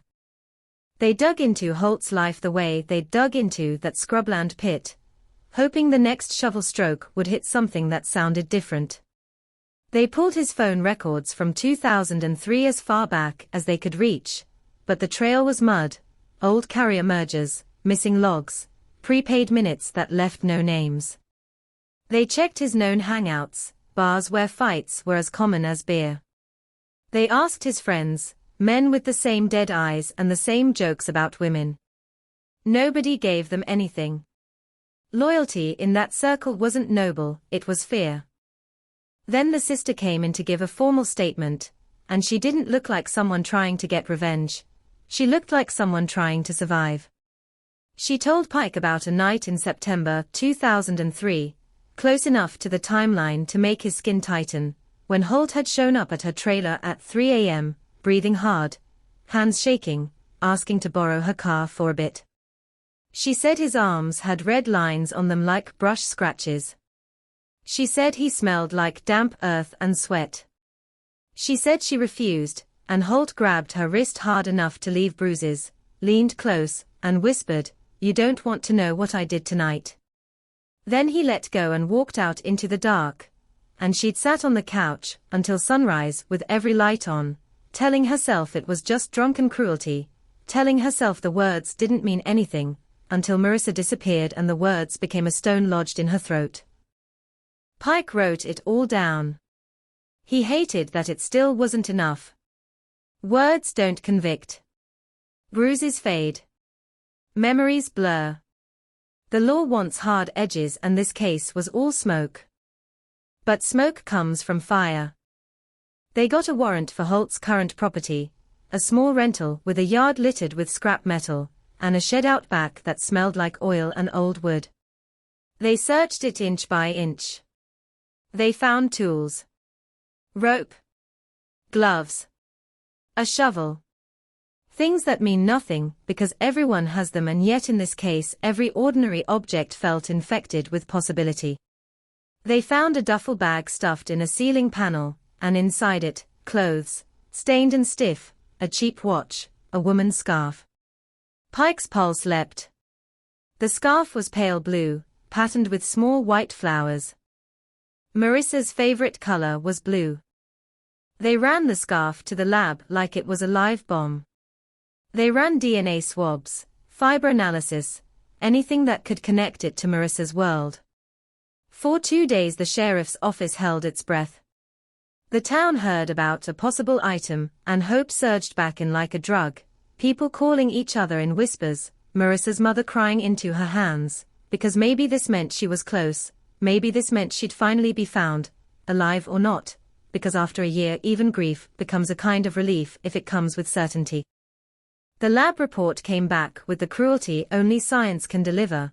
The scarf's DNA belonged to a different woman, a woman who lived in Holtz County, a woman who had reported a robbery years earlier and never gotten her things back. The scarf was stolen property. Holt was a thief. Holt was violent. Holt was a mess. But Holt still wasn't Marissa. Pike stared at the report until the words blurred. He could feel the case mocking him again, feeding him near misses like scraps, keeping the real secret locked away. And while Pike chased Holt, another thread tightened in the background, dark and quiet: Calvin Mercer in jail. Mercer had been sitting in a cell with his clipped articles and his blank stare, and in confinement obsession doesn't die, it ferments. Deputies reported Mercer talking to himself at night, pacing, muttering about patterns, about the circle, about the map. Pike went to see him again, because sometimes the walls of a cell do what interrogation rooms can't. They press the air in until a man has no room to hide from his own thoughts. Mercer sat across from Pike with his hands folded, calm as a man waiting for a bus. Pike slid the photo again across the table, then the photocopied map page, then a printout of the lab's note about the faint Cal indentation. "Tell me about the circle," Pike said. Mercer's eyes tracked the map. He didn't look surprised. He looked interested. Like a collector recognizing a rare item. "It's crude," Mercer said softly. "Whoever drew it wanted you to dig. Wanted you to waste time." Pike's breath caught, because that sentence wasn't denial, it was critique. "You saying you didn't send it?" Pike asked. Mercer smiled faintly, and it was the kind of smile that makes your skin crawl, because it isn't joy, it's superiority. "If I sent it," he said, "you'd already be there. You'd already be exactly where I wanted you." Pike felt a flash of cold. "Where do you want us, Calvin?" Mercer leaned forward slightly, eyes brightening for the first time, like Pike had finally given him the right toy. "You're hunting a man who likes control," he murmured.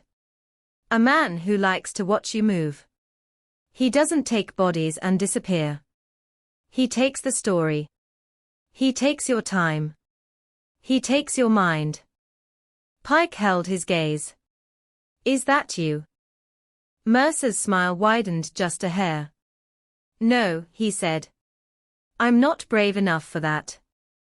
That answer sat wrong. Not because it cleared Mercer, but because it sounded like the truth in the mouth of a liar, carefully chosen, slippery, leaving room for interpretation. Pike pushed again, asked Mercer where he was the night Marissa vanished. Mercer gave a timeline: at home, alone, watching television. No alibi but solitude. Pike asked about Marissa specifically, why he had photos of her. Mercer shrugged as if it was obvious. "She was interesting," he said. "People like her are predictable. They think routine keeps them safe." Pike left the jail with his stomach twisted into knots. Mercer was a watcher. Mercer was dangerous in a different way. But Mercer's words weren't just creepy, they were a lens, a way to see the case that made the pieces align into a shape Pike didn't like. Someone orchestrating, someone manipulating, someone turning law enforcement into puppets. Then another call came in, this one from a tow yard owner with a voice rough as gravel. He said he'd been cleaning out an old storage lot on the outskirts of town, clearing abandoned vehicles, and he'd found something wedged under the spare tire of a junked pickup that had been sitting there since 2003. A plastic bag. Inside it, a woman's earring. Pike drove there himself, heart hammering. The tow yard stank of oil and rust, rows of dead cars lined up like graves. The owner handed him the bag with hands that shook just slightly, as if he could feel the weight of it. Inside was a small silver stud earring, the kind you buy in a set. Pike's mind flashed instantly to the earring found on Marissa's floorboard. If it matched, It would be the first physical bridge between her abandoned car and another location. The lab compared them under bright lights, magnification revealing scratches, wear, tiny manufacturing marks. The result came back with a kind of brutal simplicity. The earrings were from the same pair. The one in the tow yard was the missing match to the one left in Marissa's car. The room went quiet when Pike read it. He could hear the hum of the air conditioner, the distant ring of a phone, the soft shuffle of paper. This wasn't rumor. This wasn't psychic noise. This was a hard link, a metal thread connecting Marissa's last known moment to a junked pickup in a tow yard. They pulled records on the pickup. It had been towed in September 2003 after being found abandoned on a back road with a blown transmission. The registered owner was a name Pike recognized from the board, a name that had floated in the background like a shadow no one could catch: Gordon Lasker. The mechanic. The missed payphone call. The quiet man with the dirt driveway and the barking dog. Pike felt his pulse turn into a drumbeat. He didn't stop to savor it. He didn't stop to celebrate it. He knew better. A link isn't a confession. It's an opening, and openings in cases like this can slam shut hard enough to take fingers off. They brought Gordon in again, this time not with vague questions, but with the earring sealed in plastic, the lab report printed and highlighted. Gordon's face stayed flat when Pike set it down, but his throat moved when he swallowed, and in that small motion Pike saw something like fear flicker behind the calm. "Explain it," Pike said. Gordon stared at the earring for a long moment. "I fix cars," he said finally. "People's stuff gets in cars. Things fall. You don't know what's from what." Pike's voice sharpened. "That truck was abandoned in 2003. Same month she disappeared. It ends up in your name. And her earring is under the spare tire." Gordon's jaw tightened. "I sold that truck," he said. "I didn't even have it then." "To who?" Gordon hesitated, just a beat. "Guy," he said. "Can't remember." Pike leaned in, eyes burning. "Funny. Caleb Rourke couldn't remember who bought his truck either." At the mention of Caleb, Gordon's eyes flicked up fast, too fast, as if the name had snapped a wire in his head.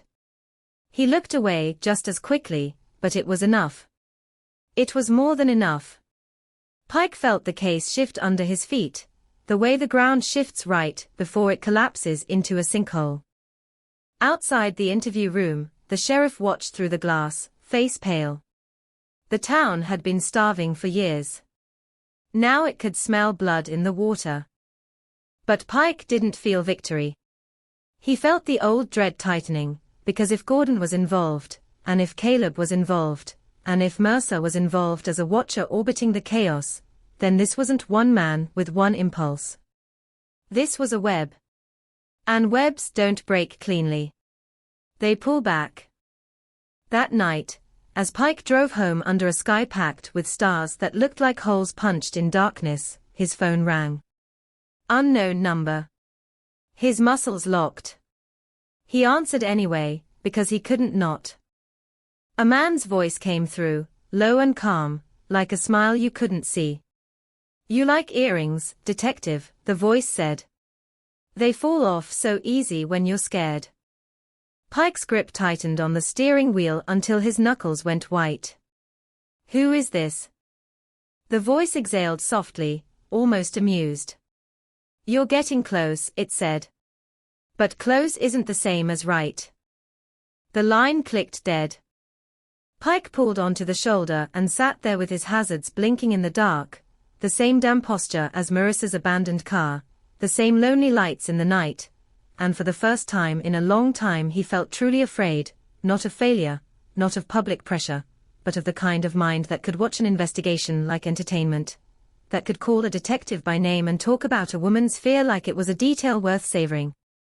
In the distance, somewhere beyond the trees, a truck engine roared and faded away, and the sound crawled up Pike's spine like a warning, because the case wasn't just cold or hot or cracked or not, it was alive, and it was listening, and the closer Pike got, the more the darkness seemed to lean in and whisper back.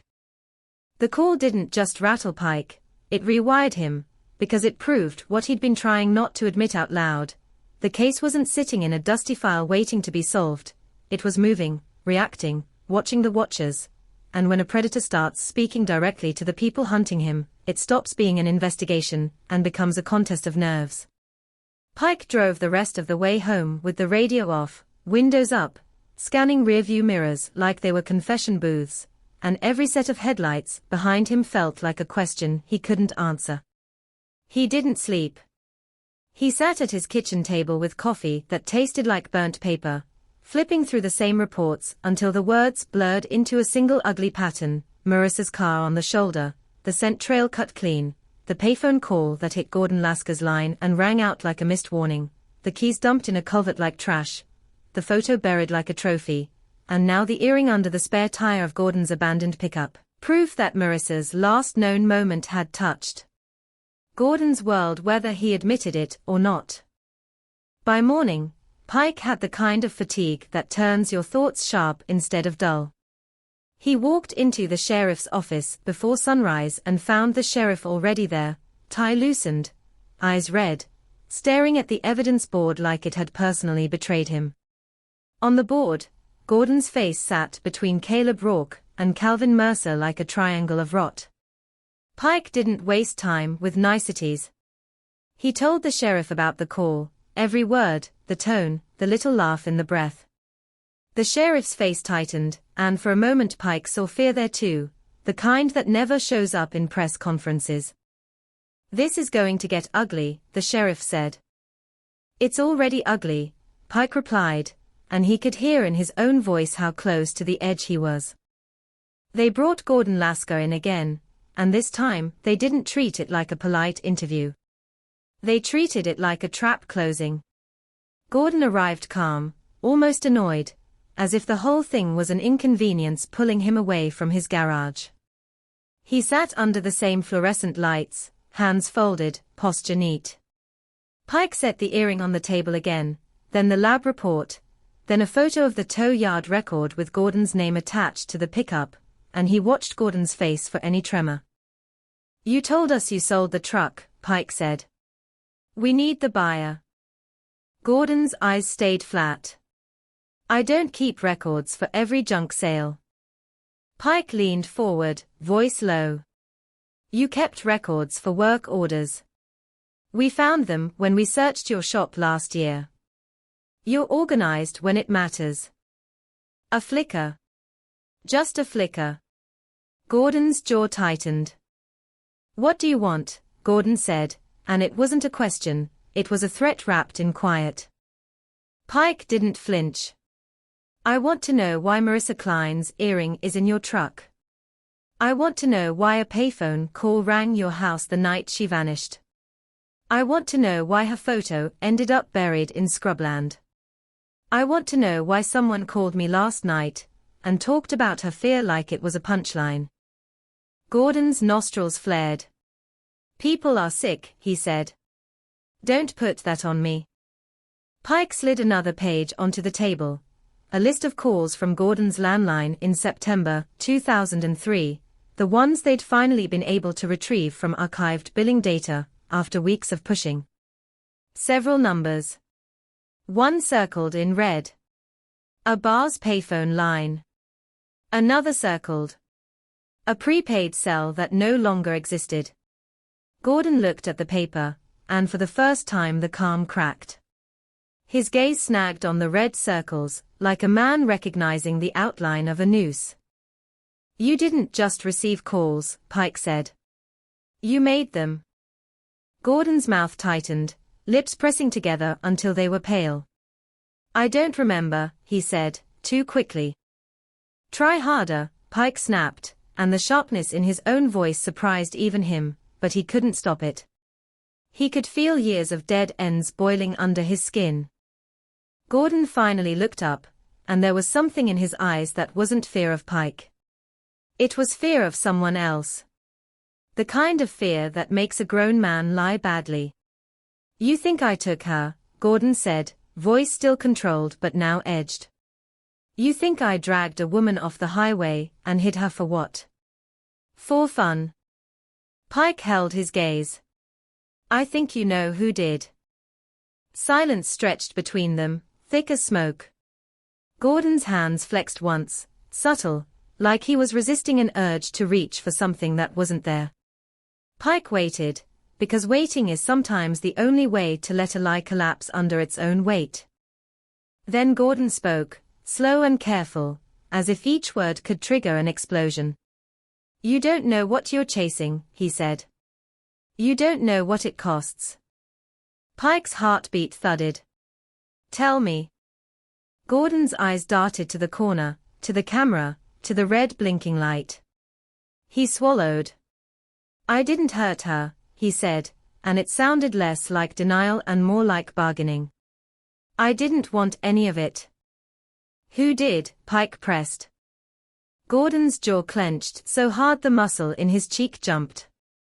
Then he shut down again like a door slamming.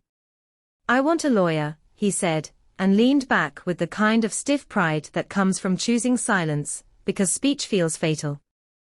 They had enough for pressure, not enough for charges on Marissa. They held him on smaller violations, questioned him in shifts, tried to keep him off balance, but Gordon was a man used to tightening bolts until metal squealed. He could do the same with his mouth. He gave them nothing else. The sheriff's office felt like it was vibrating with frustration, and outside, the rumor mill turned it into a carnival.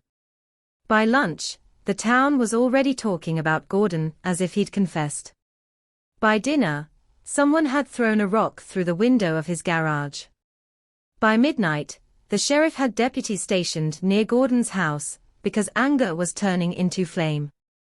And in the middle of that fever, Pike got something he hadn't expected. Help from the one person he didn't trust. Calvin Mercer. Mercer requested to speak with Pike, insisted on it, refused to talk to anyone else.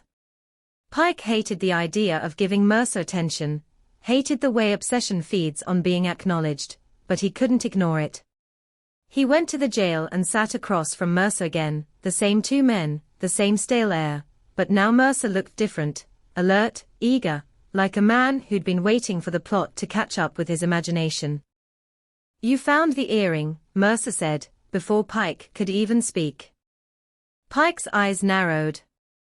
How do you know that? Mercer smiled faintly. The town knows everything, he said. They just pretend they don't. Pike leaned in. Why did you ask for me? Mercer's hands were folded neatly, fingers interlaced like prayer. Because you're close and you're still looking at it wrong, he said. You're treating Gordon like a predator. He isn't. He's a hinge. He swings because someone pushed him. Pike's jaw tightened. Who? Mercer's eyes brightened, almost reverent. A man who likes performance, he murmured. A man who doesn't just take a person. He takes the community. He takes the investigation. He leaves objects like punctuation marks, keys, a photo, an earring, so you keep reading even when you want to stop. Pike felt a chill, because the description fit too well, and because Mercer said it with the tone of someone describing art. You're enjoying this, Pike said. Mercer didn't deny it. It's a pattern, he whispered. And patterns have authors. Pike stared at him. If you know something, say it. Mercer tilted his head, studying Pike like he was the specimen. You got a call, Mercer said softly. Pike's blood went cold. How do you know that? Mercer's smile widened a fraction. Because the author likes to read his reviews, he said. And he doesn't like competition. Pike's hands curled into fists under the table. Are you saying he contacted you? Mercer's gaze drifted to the camera in the corner, then back to Pike. He doesn't contact me, he said. He notices me. There's a difference. Pike left the jail furious, but also unsettled in a way that crawled beneath his skin. Mercer was either a manipulator inserting himself into the story, or he was brushing against the truth like a moth against a flame. Either way, Pike couldn't afford to ignore the implication. Someone out there was listening to the town's noise, watching the sheriff's moves, adjusting their own in response. That night, Pike's phone rang again. Unknown number. The sound sliced through the office like a blade. Everyone froze. Pike stared at the screen for a half-second, then answered, voice tight. "You're busy," the same calm voice said, low and amused. "Shame. I liked it when it was just you and the dark." Pike stood, walked into the hallway so the others couldn't hear, jaw clenched. "Who are you?" he demanded. A soft exhale, almost laughter. "You keep asking the wrong question," the voice said. "The right question is, how many times did you drive that road and never see me?" Pike's skin prickled. "You're in town." "I'm always in town," the voice said, and then, like a friendly tip, "Check your evidence room, detective. Locks get old." The line went dead. Pike sprinted, heart pounding, down the corridor to the evidence bay. 2 deputies followed, hands already on their holsters. The evidence room door was closed. The lock looked intact. But when Pike tried the knob, it turned too easily, like it hadn't been latched. His stomach dropped. He swung the door open and the smell of cardboard and plastic hit him, familiar and suddenly nauseating. Rows of shelves. Boxes labeled with case numbers. The fluorescent light buzzing overhead. It all looked normal until he saw the empty space on shelf 3 where Marissa's earring evidence bag had been logged. The bag was gone. Not misplaced. Not shifted. Gone. Pike felt a surge of cold rage, the kind that makes your vision sharpen at the edges. "Check the logs," he barked. A deputy ran for the sign-out sheet. Pike's eyes swept the room, searching for anything else altered. His gaze landed on the evidence locker where Marissa's recovered keys were stored, sealed, tagged. The locker door was slightly ajar. He yanked it open. The keys were still there, but something else had been placed beside them, small and pale against the gray foam lining, a strip of white paper folded neatly in half. Pike's fingers trembled as he picked it up. He unfolded it slowly, as if speed would detonate it. Inside, 2 words were written in block letters, familiar in their brutality, pressed hard into the fiber. "You're late." For a moment the room seemed to tilt, the hum of the lights turning into a roar. Pike could hear his own breathing, harsh and loud. The deputies behind him stared at the note like it was a snake. The evidence room wasn't just compromised. It was invaded. A stranger had walked into the heart of their investigation, taken what he wanted, and left a message like a slap. The sheriff arrived within minutes, face white, voice shaking with fury. They locked the building down. They questioned everyone on shift. They pulled security footage from the hall cameras, grainy, lagging, and now suddenly precious. The footage showed the hallway outside evidence at 2:13 a.m., empty. Then a glitch, 3 seconds of static, then the hallway again, and the evidence door opening, and a figure slipping inside. The figure wore a cap low, face obscured. The movement was smooth, unhurried. The figure didn't run. Didn't rush. Walked like the building belonged to him. Then another glitch. Another blank stretch.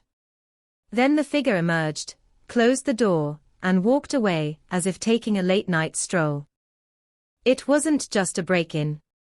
It was a performance with edits, and that terrified Pike more than the theft. Because it meant the intruder understood their systems. Knew where the cameras were. Knew how to create blind spots. Or knew someone inside who did. The sheriff ordered an internal review, background checks, interviews.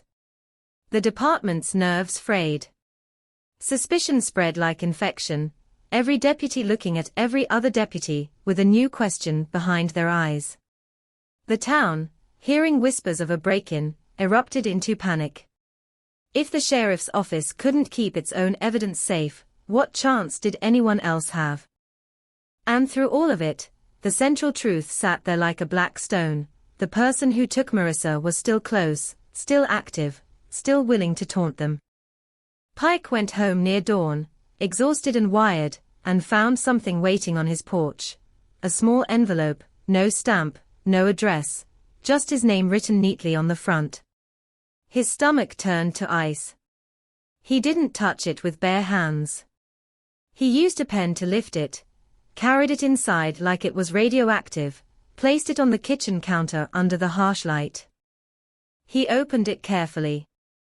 Inside was a photo. Not the buried clinic photo. A different one. Recent. Color. Clear enough to make his breath stop. It showed a woman from behind, standing near the shoulder of a two-lane road, hair pulled back, wearing a pale blue scarf patterned with small white flowers. In the distance, blurred, a sedan sat crooked on the shoulder, hazard lights blinking. The image was staged. Recreated. A reenactment of Marissa's last known moment, built like a set. And at the bottom of the photo, scrawled in the same hard block letters, were 4 words that made Pike's blood turn cold. She listened. You didn't. Pike stood there staring at it, because the message wasn't just taunting him, it was rewriting the story. It suggested Marissa had heard something, noticed something, understood something in the seconds before she vanished, and it suggested Pike, the town, law enforcement, everyone, had missed it. The photo wasn't proof she was alive. It wasn't proof she was dead. It was proof that someone was still directing the narrative like a film, scene by scene, and Pike realized with a sick twist that the killer didn't just want to evade capture. He wanted to be remembered as the one holding the camera. Outside, the sun rose over Texas like nothing had changed. Birds chirped. Sprinklers clicked on. Cars drove past on their morning routes. But Pike could feel the case inside him like a second heartbeat, fast and angry, because now it wasn't just about finding Marissa. It was about the invisible hand that could reach into an evidence room, steal a piece of the story, and leave a note that said they were late. Late to understand, late to see, late to stop a man who had been right beside them all along, smiling in plain sight, watching the whole town search the dark while he stood in the light and never once had to run. The photo sat on Pike's counter like a crime scene in miniature, a staged memory with teeth, and the worst part wasn't the scarf, or the hazard lights, or the cheap attempt to recreate Marissa's last moment like it was a scene worth reshooting. It was the confidence behind it. The kind of confidence that says I can step into your home through a slit you didn't know existed and leave something that will live in your head longer than any bullet. Pike kept staring at the words. She listened. You didn't. Until they stopped looking like ink and started looking like a fingerprint pressed into his brain, and as dawn smeared pale light across the kitchen he realized he'd been treating the case like a puzzle when it was something closer to a broadcast. A signal someone had been sending for years. Loud enough to hear if you knew what frequency to tune to, quiet enough that everyone else would call it static and move on. At the office the air was raw, nerves stretched so tight they felt audible. Deputies snapping at each other over nothing, the sheriff pacing like he was trying to walk a hole through the floor. The evidence room breach had done what bodies do to a town. It made it personal. It made it intimate. It put fear in the lockers and suspicion in the coffee pot. Every employee was suddenly a possible key. Every friendly smile carried a shadow behind it. Pike walked in with the new photo sealed in a plastic sleeve and didn't announce it, didn't dramatize it, just placed it on the table in the conference room where the case board glared down like a jury. We're being handled, Pike said, voice flat, and the room went quiet because everyone knew it was true and nobody wanted to say it first. The sheriff rubbed his face hard enough to leave red streaks. How the hell did he get into evidence, he muttered. Pike didn't answer with theories. He answered with a decision. We stop reacting, he said. We bait him. They started with the boring stuff, the stuff nobody in the movies wants to watch, but that decides whether a case lives or dies. Key logs, alarm codes, staff schedules, door access, the dull spine of bureaucracy where criminals hide, because nobody thinks to look there. The hallway camera glitches were a problem, too convenient, too clean, but Pike didn't chase the glitch like it was magic. He chased who could have benefited from it. Who had access? Who knew the routines? Who could move through the building at night without triggering questions? The list of people with evidence room keys wasn't long, and it wasn't random. The evidence custodian. 2 senior deputies. The sheriff. A part-time clerk who handled property intake. A maintenance contractor who'd been around the building for years, more trusted than he should have been. Pike stared at the names and felt that sick little click of recognition that comes when you realize the monster isn't outside the house scratching at the door. The monster has been inside, learning the creaks in the floorboards. They interviewed everyone, not with accusations, but with the cold, repetitive pressure that makes innocent people annoyed and guilty people tight. Most of them reacted like expected, offended, defensive, confused. One didn't. The part-time clerk, a woman named Jolene Carver, mid-30s, careful makeup, careful posture, the kind of person who survived by being useful and invisible. She answered questions politely, but her hands kept smoothing her skirt over and over, and her eyes kept drifting toward the door like she was measuring how fast she could leave. You were on shift last night? Pike asked. No, she said quickly. I wasn't even in town. Where were you? With my sister, Jolene replied, words stacked too neatly, like boxes. In Tyler. Pike nodded like he believed her. Then he slid the evidence sign-out sheet across the table. Your initials are here, he said, and watched her face. Jolene leaned in, stared, blinked. That's not my handwriting, she said, and her voice stayed calm, but her throat bobbed as she swallowed. Someone forged it. That was the problem. In a building full of paper, handwriting is a weapon. Pike kept his eyes on her and heard the echo of the caller's voice. Locks get old, like it was laughing at him. He couldn't arrest Jolene for being nervous. He couldn't accuse her without proof. But he didn't need to. Not yet. He needed a crack. So he created a new piece of the story, a fake one, and waited to see who tried to steal it. They built a decoy, an evidence envelope labeled with Marissa's name, stamped with a new DNA result tag that would make any guilty person's pulse jump, then placed it in a locked cabinet in a room nobody used anymore, a room with a door that only the sheriff and Pike had keys for. No announcements. No memos. No rumor. Just a trap hidden behind silence. And because trust inside the department was already bleeding out, Pike didn't tell more than 2 people.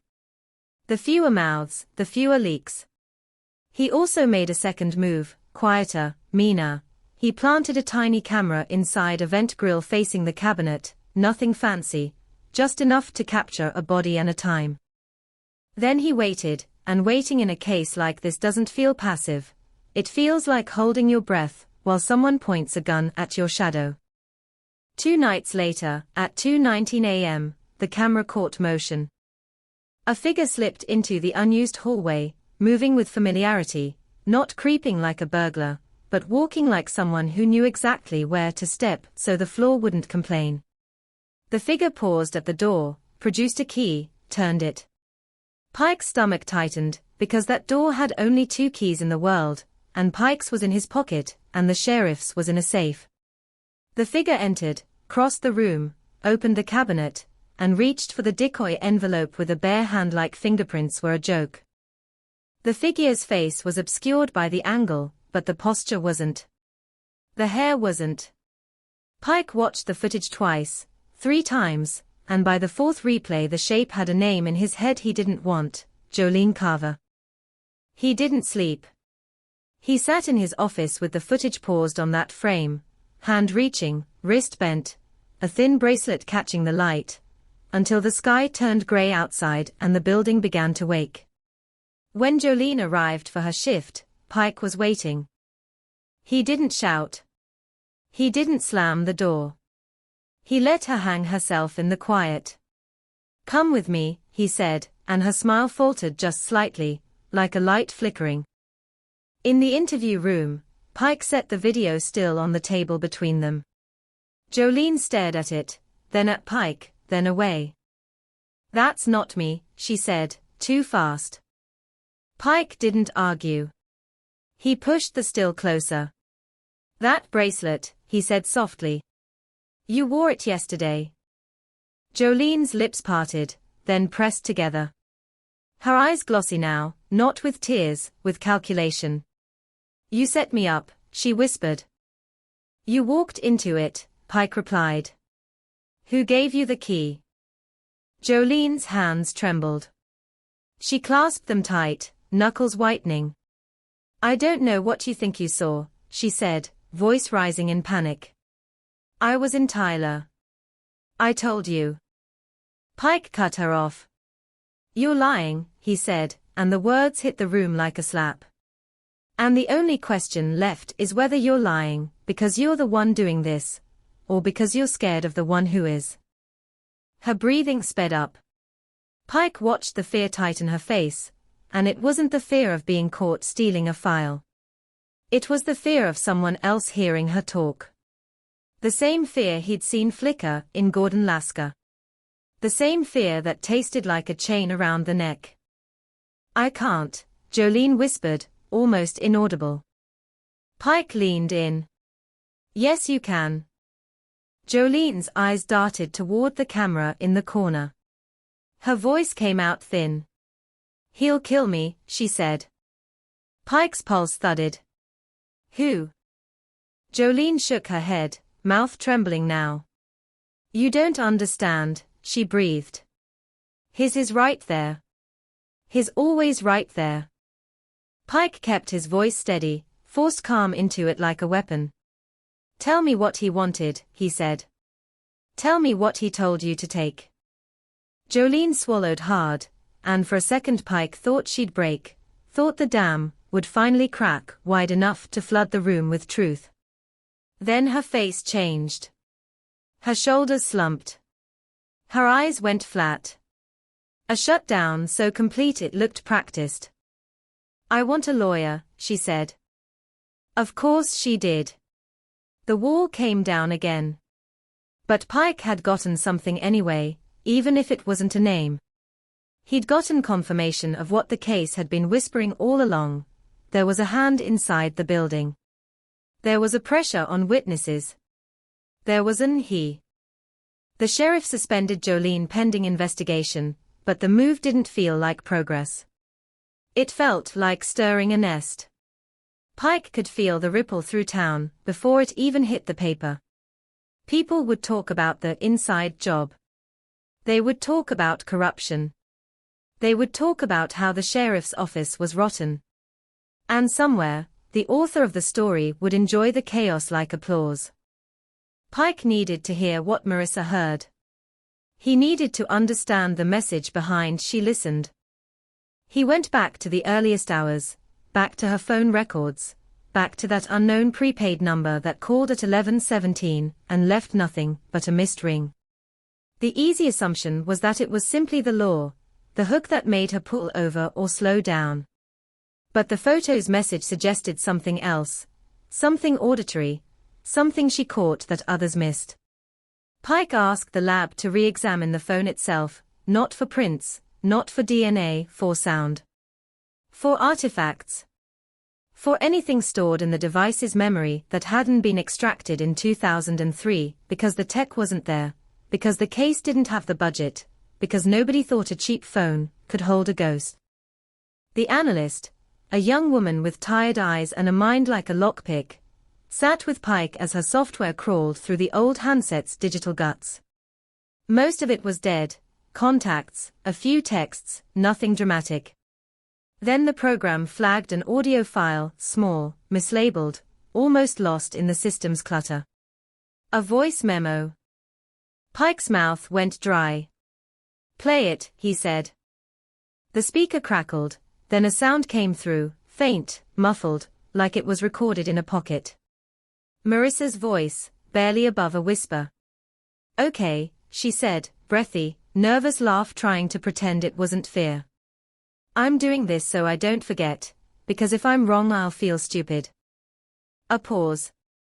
The distant hum of a car moving. Then Marissa again. "There's a truck behind me," she said. "It's been behind me since the clinic. Maybe it's nothing.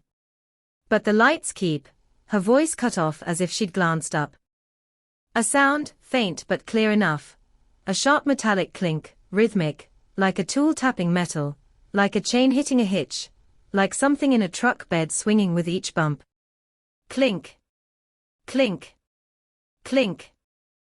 Marissa breathed in. "If it keeps following me, I'm gonna." Another pause, and then her voice dropped lower, tight.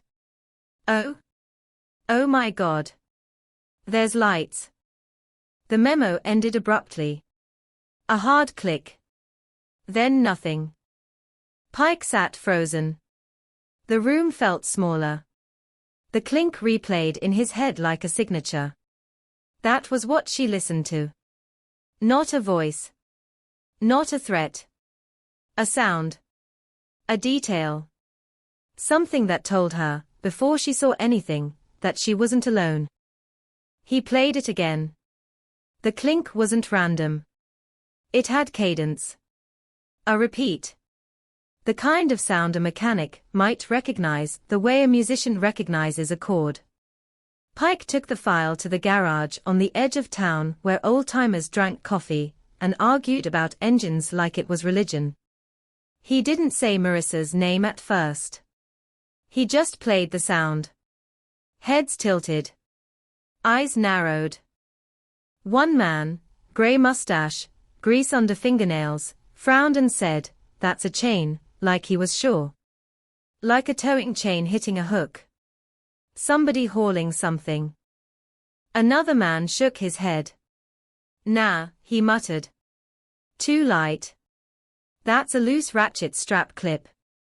Metal on metal." A third man, older, quieter, listened twice, then looked up slowly. "Oil field," he said. "That's an oil field sound. Chain on a pump jack gate. I heard it my whole life." Pike felt the air tighten. Oil field. Scrubland. Pump jacks rocking like nodding heads. The circled map area out west. Gordon's abandoned pickup. The case suddenly pulled itself into a shape that made ugly sense. A vehicle hauling equipment, familiar with back roads and leases and locked gates, comfortable in places where nobody goes at night except men who don't want company. Pike left the garage with the sound still in his ears, and as he drove the highway route Marissa had taken, he kept the windows cracked, just enough to listen to the world, to hear the small mechanical noises people ignore until they are the last thing you remember. The case wasn't just a mystery anymore. It was a soundtrack. A clink. A click. The faint shift of a lock turning where it shouldn't. The low calm voice on the phone. When he reached the shoulder where her car had been found, he parked and sat there a long moment with the hazards off, watching the tree line breathe in the wind. He imagined Marissa recording that memo, thumb hovering, trying to talk herself down, trying to make fear sound like overthinking. He imagined the moment she saw lights in her mirror, real lights, not stars, washing over her rear window like a command. He imagined her listening to the clink behind her, listening to the night, trying to decide whether to trust her instincts, or her desire to be polite, to not make a scene, to not be the woman who overreacts. And he realized the most vicious trick the killer had played wasn't taking her. It was weaponizing the part of her that wanted to believe nothing bad was happening. Back at the office, Pike pinned a new piece of evidence to the board, a small speaker icon next to 11:17 p.m., and under it, in bold marker, one word, clink, because in a case this old, you learn to grab any thread that might still be warm. He looked at the triangle of names, Gordon, Caleb, Mercer, and now Jolene, and he felt the web tighten. Somewhere in that web was an oil field gate, a chain, a truck hauling something heavy enough to justify it, and a man calm enough to call a detective and tell him he was late. Outside, the town kept moving like it always did, school buses, grocery runs, Sunday sermons, pretending normal was still available, but Pike could feel the story shifting under their feet, the way ground shifts before a sinkhole opens, and as evening fell he turned the audio memo down low and played it one more time, listening to Marissa's last recorded breath, listening to that small metallic clink repeating like a heartbeat, because now he wasn't chasing a shadow in the dark, he was chasing a sound that had been there all along, waiting for someone to finally listen.